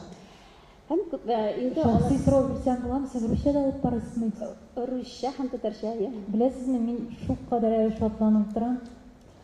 Мин ничек Казанга күчтем? Казанга килгәнем бар иде. Татар яшьләренә көннәренә килгәндә безгә аерым бер газельдә диләр экскурсовод һәм ул сез булып чыктыгыз. Мин сезнең аша Казанга татар дөньясына бөтенләй башка караш ташладым. Һәм мин ул экскурсоводны эзлидем. Рәхмәт сезгә. Менә сезгә гүзәл татар кешесе буларак, әйме, менә бит урысларга дип, мин аны менә шулай үземнең экскурсияларымны бәлки Чернояров пассажигына дип түгел, биредә Фатих Кәрим яшәгән дип, Рухани семинариясында Кайын Насыйри торган дип, һәм менә безнең шундый бөекләребез бар. Киләсе елга без Шәһәбетдин Мәрҗәниның 200 еллык бәйрәм итәчәкбез юбилеен дип, аның хезмәтләрен сөйләмәйме, Лондон академиясында әгъза булып тора дип, һәм менә бөтен шушындый Габдулла Тукай әнде Пушкинны үзенә, ничек дип әйтим инде, кумир дип түгел, үзенең шундый өлкән остазы итеп тойган дип, аларны чагыштырганнан соң, аларның инде әлбәттә кеше халык дип кенә түгел, һәм берсендә күбрәк мәскәүлеләр килә инде, ничек дип әйтим инде, бик югарырак карыйлар инде, провинцияга килдек дип инде, 3 көн йөргәннән соң карап торды да, мин уйламаган идем, шуның хәтлек алдасыз дип, шунлап та шул алда бит. Мәскәүдән һәм Санкт-Петербург белән генә чагыштырырга кирәк түгел. Һәм менә алдалыгыбыз безнең архитектурада гына түгел, менә халыкның алга киткәнлеген дип әйтә ул. Менә шуңа инде тарих укытучысы иде ул, баш иям сезнең халкыгыз алдында дип, урыстан шундый сүз ишетү миңа шундый горурлык булды. Менә һәм инде менә шундый экскурсоводлар да һәм бөтен җирдә шундый менә кайда гына эшләсәк тә шундый кешеләр булырга тиеш. Менә мәктәпкә китергә тиеш шундый укытучылар, балага шундый кызыксыну уята торган. Тагын бер тапкыр рәхмәт сезгә. Инде менә безнең артистлар монда театр вәкилләре дә күпләп килде, хәтта Тинчуриннан да килә алмаслар дип уйлаган идек, алар да килгәннәр. Татар филологиясе нәрсә бирде дигән сорауга кыскача гына җавап бирсәгез иде җегетләр. Чөнки хәзер вакытыбыз бик аз калды, сөйләшүдә озакка сузылды, теге күп сөйләшү сүзнең тәмен бетерә диләр. Шуңа күрә кыскача гына яме. Хәерле көн һәммәгезгә дә, мөхтәрәм җәмәгать. Әлегә менә Рушания ханым сөйләп китте. Ул менә экскурсовод буларак үзебезнең телебезне инде башка милләттәшләргә һәм дә инде үзебезнең милләткә дә җиткерә, алып бара, уларны яктырта һәм дә инде уларның белән горурлана, яши. Мин шуны әйтәсем килә. Мәктәпне бетергәндә алдымда 2 юл бар иде. Берсе артист булу һәм дә инде татар теле әдәбияты укытучысы булу. Мин инде теләгем көчлерәк булгандыр, театр училищесына кердем һәм дә инде шуннан соң читтән торып татфакны тәмамладым. Әйтергә кирәк, татфакны бетергән укучылар барысы да инде алар татар теле һәм әдәбияты укытучысы гына була дигән сүз түгел дип әйтеп бетәйме.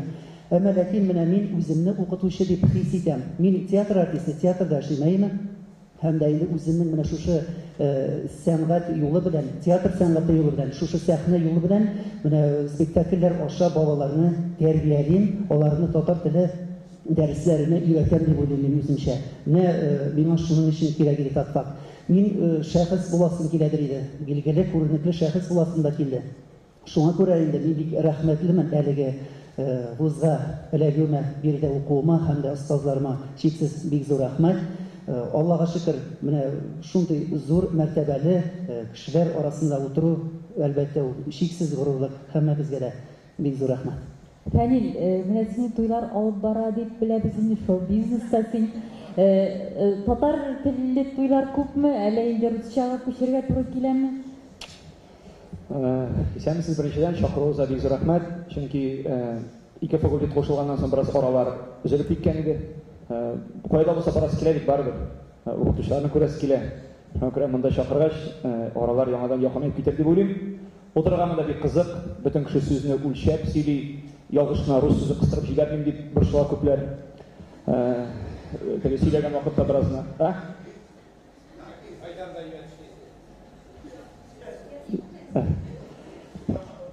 Ярар, әйтәсең һәм туйларда татарча монда бит инде бөтенебез сөйлибез, нәрсә эшләргә кирәк, татар теле югалмасын өчен дип, мин уйлауча монда һәр кеше үзеннән башларга тиештер дип уйлыйм инде. Менә мин, мәсәлән, татар филологиясе факультетын бетергән кеше буларак, барыбер үземнең милләтем каршында бераз гына җаваплылык тоям. Минем янәшәмдә булган кешеләр, мине тыңлаган кешеләр, мине ишеткән кешеләр, алар минем авыздан дөрес татарча сөйләшү ишетергә тиеш. Һәрвакытта туйларда да килеп әйтәләр, мин сорыйм бит, ни өчен сез мине туй алып барырга чакырдыгыз? Сез шундый матур дип татарча сөйләшәсез, шуңа күрә без сезне чакырдык дип әйтүчеләр бар. Аннан соң сорыйлар, сез нәрсәдән аерыласыз бүтән алып баручылардан? Бит кемдер бит инде сикерә, кемдер җырлый, кемдер бии, кемдер әллә нәрсә күрсәтә. Мин татарча әйтеп сөйләшәм. Шуңа күрә бәгырча алар менә безгә дигән татарча сөйләшәсез дип. Татар туйларында нәгъ мин уйлауча татар филологиясын һәм педагогика белеме алган теләсә кем ул алып баручы булып эшли ала, чөнки туйларда анда педагогика законнары кулланыла күп очракта. Чөнки кешенең игътибарын җәлеп итү, аны күп вакытта җибәреп тору, аннан соң педагогик законнарына буйсына инде. Кызганычка каршы соңгы вакытта күбрәк ике телдә алып барырга сорыйлар, чөнки күбәя катнашучылар түгел, татарлар татарча аңламый торган. Бер вакыт мин хәтта үземнең заказымнан да кулак кактым, кияү татарча аңламыйдыр я. Мин аңа әйтәм, ул маңкыртмы әллә? Маңкырт бит инде ул гадәти сүз. Кәләш аны сүгенү сүз дип кабул итте, шуңа күрә алар мине туйларына чакырмадылар. Миңа ул менә ул егетнең исеме Зөфәр, Шипчиса татар исеме, ул татарча аңламый.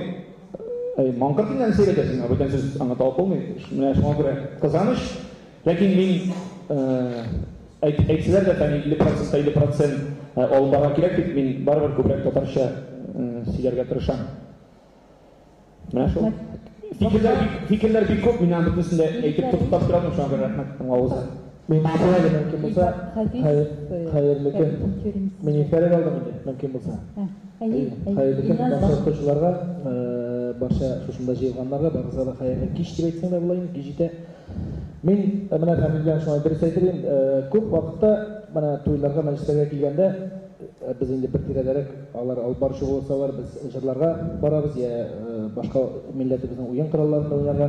Һәм менә шул вакытта фәнилдә ялдарга бирмәс 100 татар арасында бер урыс утыра икән, шуңа обязательно әйтәчәкләр, әйдә русча сөйләшергә безнең белән, русча аңлатыгыз әле бу кешегә.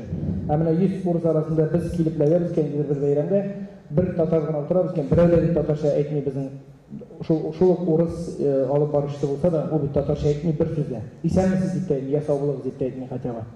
Шуның өчен әйтәсе килә, әлеге менә шушы мин кичнәдән инде шушы татар милләт уен коралларында уйнарга бик теләгем булды һәм Фәнис әйтмешли, шушы эстрадага, татар эстрадасындагы барча җырчыларның бар һәрвакытта дискларын, кассетларын, шушы аларның язмаларын телевидениедән һәрвакытта карап һәм шушы музыка училищесына укырга кирдем. Шуннан шушы теләгем белән шушы музыка Казан музыка училищесында тәмамлаганнан соң шушы филологиягә, татар теле филологиясенә кергәч, факультетына кергәч, мин инде ни өчен теге укытучы булырмын дип түгел, менә әзме күпме шушы үземнең телемне шомартырга, шушы өлкәдә җырлар белән дә без бит менә үзебезнең җырларыбыз белән, үзебезнең шул уен коралларында уйнау белән башка региондагы милләттәшләребезгә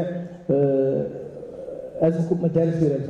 Алар безнең яңа җырларны шунда баргач өйрәнәләр. Алар өйрәнәләр, безнең көйләрне өйрәнәләр. Алар һәрвакыт әйтәләр, менә теге элекке җырларны да сырлар, әлбәттә инде. Һәм менә шушы яңа җырларны да сырлар. Ничектер без бит инде аларга яңалык алып киләбез дигән сүз. Әгәр дә без ул регионнарга барып җырламасак, без аларга сөйләмәсәк, алар аны белмәс иде. Алар аны телевидениедә генә бер тапкыр җырлаганнан соң ишетеп кенә калдырмаслар иде, теге исләрендә дип әйтим. Шуңа күрә татар телен галимнәр дә, укытучылар да, башкалар да бердән әзме күпме без дә өлеш кертәбез дип әйтәсе килә. Илназ, әле бу дискуссияны Инстаграмга әйтегезме? Бер генә. Илназ, пожалуйста, пример. Ярыймы? Монда бит абитуриентлар күбрәк утыралар, име бит? Безнең максат татар филологиясына укырга килүне пропагандалау дип әйтик, име бит? Ачык булмаса да. Ачык булмаса да. Миннән сорыйлар иде, укыган вакытта дуслар, ничә син тапкакка кирдең? Ул сиңа нәрсә бирәчәк? Мин вакытлардан шаярдыр, әйтәм, читер шундый көн, бергезәм әйтәм, татарча яза укый белмәячәксез. Шул вакытта мин әйтәм, бизнес ясап җибәрәчәкмен. Сезнең татарча укырга язарга өйрәтеп акча эшләячәкмен. Күрәсең, андый көннәр килеп җитәргә дә ярап калмады. Чөнки Инстаграмнарына, интернетка ачып карыйсың, анда комментарийлар татарча язылган, аларны күрсәң инде прямо менә теш сызлый башлый инде. Шуңа күрә мин шул хәзер бит яшьләр күбрәк Инстаграмда утыралар. Алар хәтта укытучыларны мәктәптә тыңламыйлар. Алар Инстаграмда кирип карыйлар материалларны. Шуңа күрә хыял бар, мәйдан каналы кысаларында һәм үзенең социаль чикләр кысаларында кыскача гына теге берәр минутлык кына татар телен дөрес язарга өйрәтә торган курслар шикелле башлап җибәрергә. Иң беренче ни белән, хәтта иң беренче тема булачак таныш билгеләр, икенче тема булачак эндәш сүзләрнең җөмләдә дөрес таныш билгеләр белән әйләндереп алуы. Менә ике тема бар инде, алга таба мин тәкъдим итәм, шундый хыял бар сезләргә. Менә мин Илназдан да Инстаграмга илдегезме әле бу дискуссияны дип сорамакчы идем. Инстаграмга илдеме? Мин әллә ни Инстаграмчы түгел, конечно. Но бүген илдем. Чөнки Рөстәм Исхакый татарның үсеш стратегиясе дигән сөйләшү булган иде, беренче сөйләшү. Ул әйтә, менә ни өчен чакырмыйсыз Элвин Грейны яисә башка кешене? Менә ди Инстаграмга әлләрдә инде татар теленә игътибар, татарлыкка игътибар булачак дигән иде. Мин менә шул сүз белән кушылам, действительно Элвин Грейга туры килгәндә дә мин инде аны теге как үзебезнең эстрада коллега буларак аның эшен мактап әйтәсем килә. Менә чит регионнарда татар телен белмәгән балалар бар бит, бик күп. Мәсәлән, алар әзме күп инде теге идея бәлкем сөйләм белән яшәтә торганнардыр, аеруча менә әдәбият, ни җырларга, сәнгатькә игътибарлары юк. Һәм менә мин Элвин Грейның җырларын тыңлаган балаларның белән урыс балалары татарча шул ук уфтанманы, шул ук менә аның яңа элегрәк теге хит булган җырларын балалар, яшьләр татарча җырларга һәм татарча сөйләшергә әзме күпме татарча җырларын беләләр. Шул Элвин Грейның аның бу өлкәдә эше зур дип әйтәм. Демәк, юллар төрле була ала. Татарны бетермәсә дә. Әйе. Менә Нурания Җамали татар киносы аша татарлыкка тәрәдер. Безгә бирәсез сүз, ато безгә намазга барырга кирәк. Гафу үтенәм мин. Һаман шулай китмәкче булам. Берсе кушыла да китә, кушыла да китә. Бер бетергәннәр бит. Әйтеп булмый бер нәрсә дә. Рәхмәт. Намаз вакыты бездә беләсез бик строгий әйбер, бик җитди әйбер. Шуңа күрә гафу үтенәм, бисмиллаһир-рахманир-рахим. Һәрбер эшебезне бисмилла дип башларга кирәк. Ул борынгы татар бабаларыбыз һәр вакытта да бисмиллаһы белән башлаган, әлхәмдүлиллаһы белән бетергән. Шуңа күрә һәрбер эшебезне бисмилла белән башласак, мондый конференцияларда, мондый мәҗлесләрдә бик бәрәкәтле булыр иншаллах. Мин монда килгәндә бер генә әйтәм, Әфия апа качып китте. Ул бик яхшы белә, ул безнең декан иде ул вакытта, читтән торып уку бүлегенең. Һәм мин татарча бик яхшы белмидер идем. Ташкентта кайткан җегет, Сабада укыдым берничә ел гына, килдем, монда Казанда яшәдем. Ләйсан апа белә. Татарчаны бик яхшы белмидер идем. Кергән вакытта да бик авырлык белән кердем, ләкин минем максатым иде әзрәк булса да татар телен өйрәнергә дип. Татар телен өйрәнүнең төп сәбәбе әзрәк дини китаплар укырга өйрәнергә дип. Дини китапларны укып, әзрәк теге үзебезнең татар дини галимнәребезнең китапларын, Шиһаб Мәрҗани, шул ук ул әдип тә, шулай ук ул әйтергә кирәк дини галим дә, Риза Фахриддин дә шулай ук, һәм суфичлык әдәбияты, урта гасыр әдәбияты, һәм алар бөтенесе дә минем өчен бик кызыклы булды. Һәм менә бүгенге көндә үзенең дини эшендә ул бик ярдәм итә. Татарстан дини нәзаратында хезмәт итәбез, Нияз хәзрәт белән бергәләп, дәгъват бүлегендә эшлибез. Дәгъват бүлегендә ул чакыру бүлеге дингә, менә шул милләтне үстерү мәсьәләсендә дә без сөйләшәбез, түгәрәк сәлләр үткәрә Нияз хәзрәт үзе бик күп галимнәрне чакырып.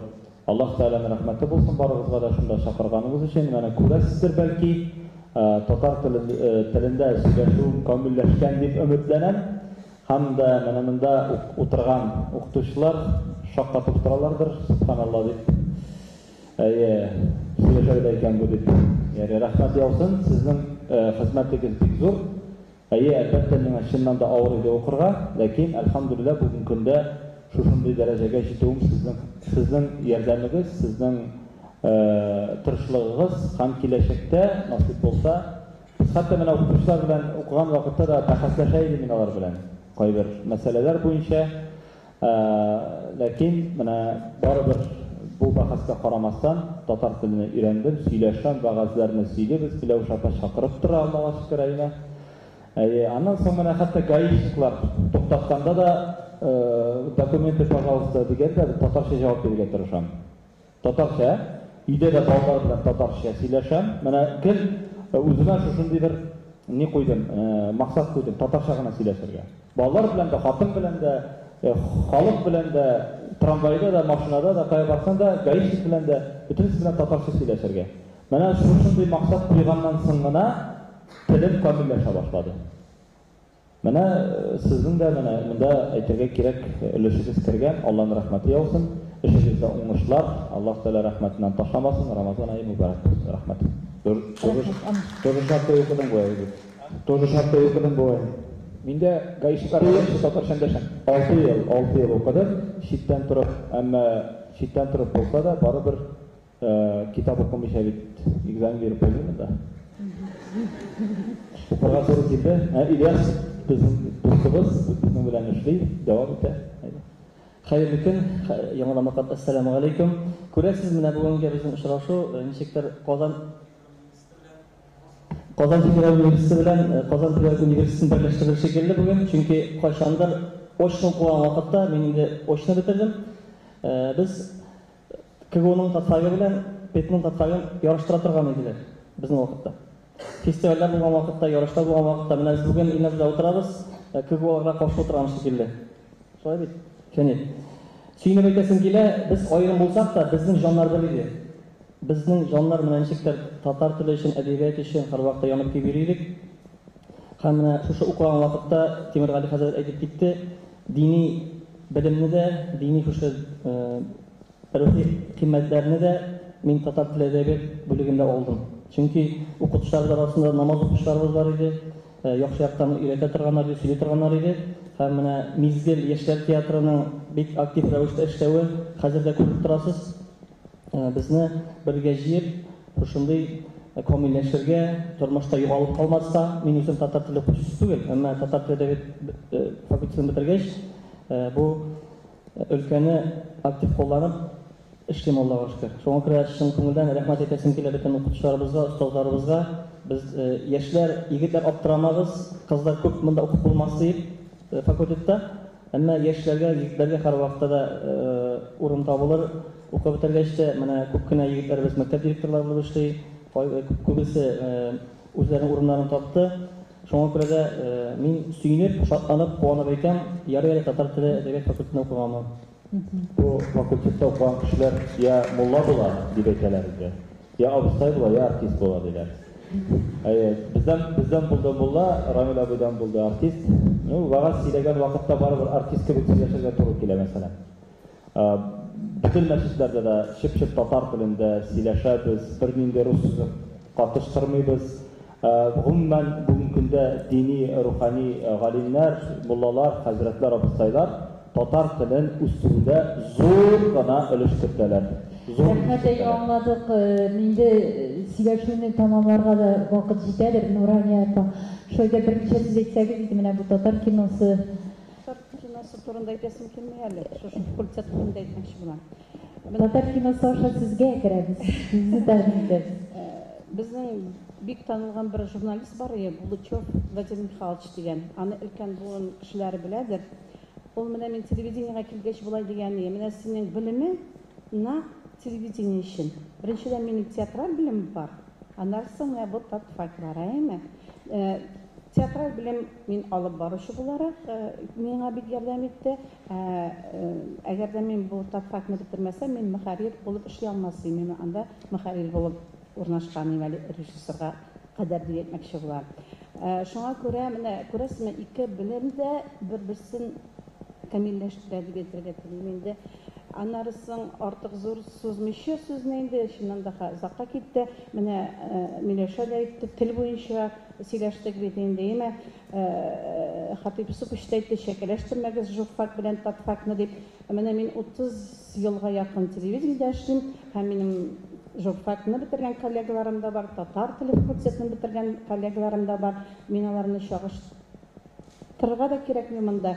Шәкеләштермим, татфакның үзенең үз юлы бар һәм алар чыннан да журфакка караганда күпкә көчле тел мәсьәләсе буенча да, әдәбият белеме буенча да күпкә көчле.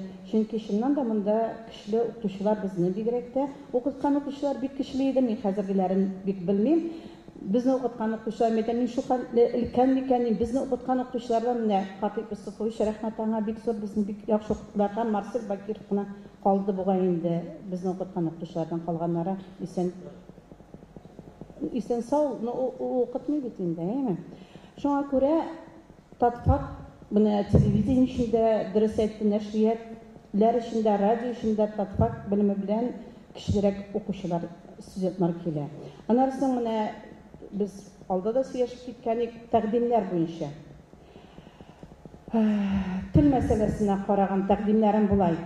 Монда бит инде төрле районнардан, төрле төбәкләрдән килә. Монда бит инде шулай үзебезнең мишәрләребез дә бар ине, башка төрле сөйләшүчеләребез дә бар. Әдәби телне өйрәтү.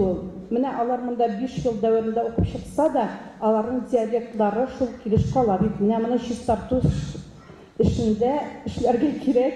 Чөнки мәктәпкә әдәби укытучы килә, ул бит үзенең телендә сөйләшә. Теге бер мәзәк бар бит әле. Бер чип-чиста татар авылына мишәр татар теле укытучысы килгәндә, бөтен балалар мишәрчә бер айдан соң сөйләшә башлаган дигән шикеллеме. Шуңа күрә барыбер телевидение, радио эчендә бу кирәк. Мәктәпләр эчендә әдәби телне өйрәтү һәм шуның буенча ниндидер фәннәр укытылырга тиеш. Тагын икенче бер тәкъдимем, ул менә сезнең театрыгыз бар бит инде, Мизгел театры. Театр аша бала күңеленә киреп була, телне дә өйрәтеп була. Беренчедән алар драматургияне өйрәнәләр, икенчедән телне өйрәнәләр, китап укый дигән сүз, пьеса сөйли дигән сүз. Менә икенче гимназия турында сүз барды. Мин икенче гимназиядә театр студиясе алып барам балалар белән. Без анда театраль фестиваль үткәрәбез. Инде 4 ел үткәрдек. Мин алда берсә 5-нчесен үткәргә җыенабыз. Юбилейбез була. Килерсез, барыгыз да карарсыз. Һәр бер сыйныф куя 15 минутлык үзек. Төрле пьеса алына инде, үзләре укытучылар куя. Ни өчен мин моны әйтәм? Әгәр дә сезнең Мизгел театр бар икән, әйтим менә укытучыларны инде теге режиссер булырлык дәрәҗәдә булмаса да, күпмедер балалар белән спектакльләр куерлык, белем биреп чыгарсагыз, менә тагын бер фән арта дип әйтмәкче булам инде. Чөнки укытучы өчен бу бик кирәк, бик мөһим. Чөнки театр аша бала күңеленә үтеп киреп була. Менә минем шундый тәкъдимнәрем бар. Инде бүгенге сөйләшүгә йомгакларда ясарга кирәктер. Фәнзилә ханым, менә миңа еш кына әйтәләр, филология үле фән, ни өчен син анда укыдың, нәрсә бирде дип. Димәк, бүген без карыйбыз, филология үле фән дә түгел, һәм кирәкле булып чыга. Без идеаллаштырмадыкмы үзебезнең белгечлекне? Бердән инде утыра торгач кай вакытта ветерандар очрашуында кебек булып киткән иде. Һәрберебез үзебезнең чорда, әлбәттә, яшьлек нинди генә булса да матур. Мен инде филология үлә торган фән дигән җөмләне ишеткәнем дә юк. Ишетергә дә насыйп булмасын дип исәплим, чөнки ул фән буларак, укытыла торган предмет буларак дөньяви дип әйтгәндә даирәдә иң беренче ишкан предметларның берсе, без инде гомер заманнарыннан ук беләбез. Анда инде филология булган, һәм аның белән бергә параллель ораторлык сәнгатендә укытканнар, шуңа күрә үле дип әйтеп булмый. Беркадәр йомгак формасында әйтергәдер инде күрәсең. Бердән, гомумән, әгәр дә без тел дип әйтәбез икән, без аны филология өлкәсенә кайтарып калдыра алмыйбыз.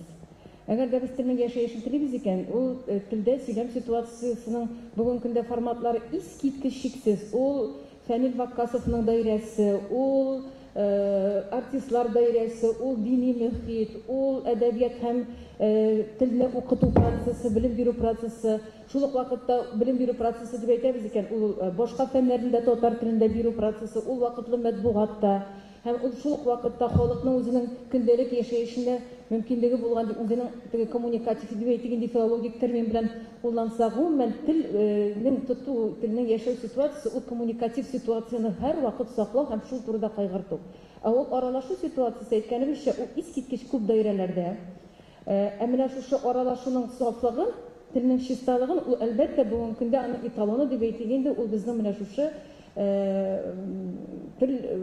татар филологиясы факультеты, бүгенге көндә инде югары белем бирү мәктәбе, Габдулла Тукай исемендәге, без менә мәктәшле яссылыкларны менә шулай тегенедер бер төрле надстройка һәм базис форматында карыйбыз икән, без менә шулай дип карыйбыз. Бүгенге көндә әйтик, татар филологиясы факультетының бүгенге көндә аның урыны, ул менә шушы чисталыкны саклап калу һәм чисталыкка игътибар итү, һәм ул чисталыкны тотып торучы билгеле бер шәхесләр тәрбияләү. Белгечләрне әдәбиятны шәхес тәрбияләү. Ул, әгәр дә менә без бүген Әхмәт Шагравуллин сөйләмендә бер кадәр урыс сүзләре карыйбыз икән, ул барыбер безнең татар даирәсендә коммуникатив менә шушы аралашуның ситуациясын тотып тора торган бер күрсәткечебез, һәм ул шушы ситуацияның бер әйбәт кенә дип әйтгәндә димсиз. Һәм ул аны үзенең барыбер телиме, теләмиме татар даирәсендә ул аны тотарга тиеш була. Руска мөнәсәбәтле дип әйтгәндә, рус теленә мөнәсәбәтле. Без Россия Федерациясе ситуациясында без аны һәрберебез беләбез. Без билгеле бер кысаларга утыртылган. Һәм инде шуңа мөнәсәбәтле монысы инде безнең әлегә баягы шушы җөмләнең дәвамы буларак, тел әдәбият дип әйтгән татар теле һәм әдәбияты филологиясына мөнәсәбәтле әлеге факультет турында, аның перспективасы турында сөйлибез икән. Россия Федерациясында бары тик 3 кенә дәүләт, 3 кенә субъектта, 4-нчесе булып, менә 26 майда 34-нче закон, Татарстан дәүләтенең законының указ, президентның указы нигезендә кабул ителде. Ул матди булмаган мирасны, Татарстан Республикасының матди булмаган мирасын саклау законы. Менә шушы саклау, матди булмаган мираслар турындагы закон. Саклау дигән сүздән без мәҗбүри киттек, һәм әлеге законның иң төп дип әйтгәндә эшчәнлегенең вәкаләтләренең берсе ул телне саклау. Менә шушы закон кысасында да монсы инде коллегаларга һәм шул вакытта безнең укыткан укытучыларга, минем бергә эшләгән укытучыларыма дип әйтик, бер теләк форматында гына төгәл исем килә җөмләмдә, безгә матди булмаган мирасны өйрәнү, аны саклау, актуальләштерүгә мөнәсәбәтле белгечләр әзерләү ситуациясе инде булдырылды. Шушыңа мөнәсәбәтле бу өлкәдә дә эшчәнлекне алып барып, үзебезнең компетенцияларга белем бирү процессында дип әйтик инде, теге эш планнарын кабул иткән вакытта сез ул процессны бер кадәр белү сәбәпле компетенцияларга бәйле менә бу өлкәдә дә белгечләр әзерләсәгез, филологлар, татар телен белгән филологлар, татар теле генә түгел, мәсәлән, минем өчен Нурания Җамалиның әдәби телдә генә сөйләшергә өйрәнергә тиешләр дигән җөмләсенә бергә әле шуның янында без сөйләшләребезне дә саклау, Ул шулай ук безнең филология факультетының үзенчәлеге, ул диалектологлар әзерләү, тел белгечләр әзерләү, сөйләшләребезнең шулай ук матди мирас, мәдәни мирас икәнлеген, матди булмаган мәдәни мирас икәнлеген без аны шулай ук таныйбыз. Менә бу өлкәдә без инде өметләнеп торабыз. 1 январдан 2018 елда әлеге закон гамәлгә керәчәк.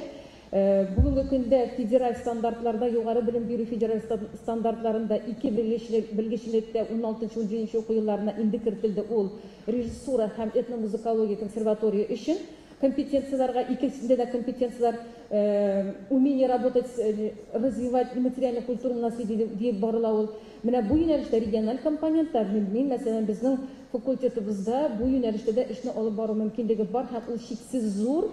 Һәм инде без аны Татарстан Республикасы кысаларында, үзебезнең дип әйтгәндә кургытлар кысаларында бәлки бюджет урыннарын арттыру белән юнәлешкә мөнәсәбәтле. Ул шулай ук безнең факультетның киләчәгенә ниндидер тагын бу өлкәдә дә белгечләр кирәк. Телне камил белгән, тел белән генә түгел, телнең төшенчәләр, терминология дип әйтгәндә аспектларын төгәл белгән һәм шул ук вакытта сөйләшләрне белгән, диалектларны, сөйләшләрдән торган диалектларны белгән. Менә мондый белгечләр әлбәттә бар кирәк. Әлбәттә инде сатпаклар, әлбәттә безнең икмәк эшли теге искиткеч рухлы. Бүген инде теге сабакташлар очрашуы кебек тә булды, студентлар белән аралашу кебек тә булды. Бу шул икән, бу мондый икән дип тә карап утырдык. Ләкин ничек кенә булмасын, бик зур рәхмәт. Бик зур рәхмәт. Инде шулай да менә абитуриентларга бу елгы менә йомгаклар алдыннан Рамил Хәмитович әйтеп китегез, ничә балл булачак, нинди әзерлек белән һәм нинди киңәшләрегез, соңгы киңәшләрегез? Мен инде бая әйтә башлагайным бу турыда. Без быел татаристия һәм түркология югары мәктәбенә көндезге бүлеккә 3 юнәлешкә кабул итәбез һәм читтән тору уку бүлегенә 1 юнәлешкә кабул итәбез. Читтән тору уку бүлегенә татар теле, педагогик белем бирү татар теле һәм әдәбияты укытучыларына безнең анда 20 бюджет урыны бар. Мин бу турыда бая әйтмәгән идем. Көндезге бүлеккә филология, татар теле һәм әдәбияты бүлегенә юнәлешенә кабул итәбез. Һәм анда өстәмә белгечлек итеп тәрҗемә, инглиз телен тирәнләнү һәм тәрҗемә юнәлеше, анда безнең 15 бюджет урыны. Һәм педагогик белем бирү, анда татар теле әдәбияты, инглиз теле һәм татар теле әдәбияты һәм кытай теле дигән юнәлешләргә алачакбыз быел кабул итсәкбез, анда 20 бюджет урыны. Шуннан тыш яңадан без берничә юнәлешкә алачакбыз магистратурага. Бу түркология, читтән торып монда 12 бюджет урыны бар безнең. Алга таба мәдәният багланышлар һәм төрки телләр дигән магистрлык программасына көндезге бүлеккә алабыз. Анда 10 урын бар һәм татар теле һәм әдәбияты, яңа технологиялар һәм укытуда яңа технологиялар дигән юнәлешкә, бу педагогик белем бирү юнәлеше магистратурада, анда шулай ук безнең 10 бюджет урыны бар. Монда инде балалар турында әйтеп булмый, ул төрлечә булырга мөмкин, ләкин башка елларны безнең бу юнәлешкә кергән уртача балл бер экзаменнан 75 тирәсе якынча. Бу бакалавриатта 85-90 тирәсе бу магистратурада. Безнең уртача баллар югары, Аллага шөкер. Конкурста шулай ук безнең башка конкурста шулай ук киңәшләргә бар, ләкин урыннар әзерләү конкурс үсеп тә китергән, ләкин ул бер вакытта да, элекке елларда да 3тән ким булмады. Узган ел конкурста барып булды, бер урынга 6 кеше. Быел әле шулай ук буны сезгә әйтә алмыйбыз, ләкин без һәр ай сайын ачык ишекләр көне үткәреп килдек. Октябрь айыннан башлап һәм шул ачык ишекләр көненә килгән балалардан беләбез. Бүгенге көндә татаристия һәм түркология бүлегенең югары мәктәбенең магистратурасына да, бакалавриатка да, көндезге бүлеккә дә, читтән торып уку бүлегенә дә укырга керүчеләр күп. Бу бик шатлыклы фактор. Бүгенге тема безнең филология ихтыяҗ һәм мөмкинлекләр дип атала иде. Инде күрдек, бу сорауларга җавап бирелде кебек, шуннан да ихтыяҗ ул эшкә урнашу белән бәйле. Инде менә нинди эшләр һәм нинди профессиялар алырга әле анда монда бөтен кешедә юк, бөтен профессияларда билгеләнмәгәндә. Шуңа күрә тәкъдимнәр инде язылыр, инде абитуриентларга шуннан да килегез, матур, истәлекле һәм ниндидер мәгънәле киләчәк һәм инде шушы һәрбер дөньяның аңлау рәвешен, кабул итү рәвешен аңлау өчен дә бу белемнәр кирәктер. Әлбәттә, дөнья, вазгыять хәзер катлаулы, ләкин шулай да менә яшәү күңелле бит. Рәхмәт барыгызга да килүегез өчен. Сау булыгыз.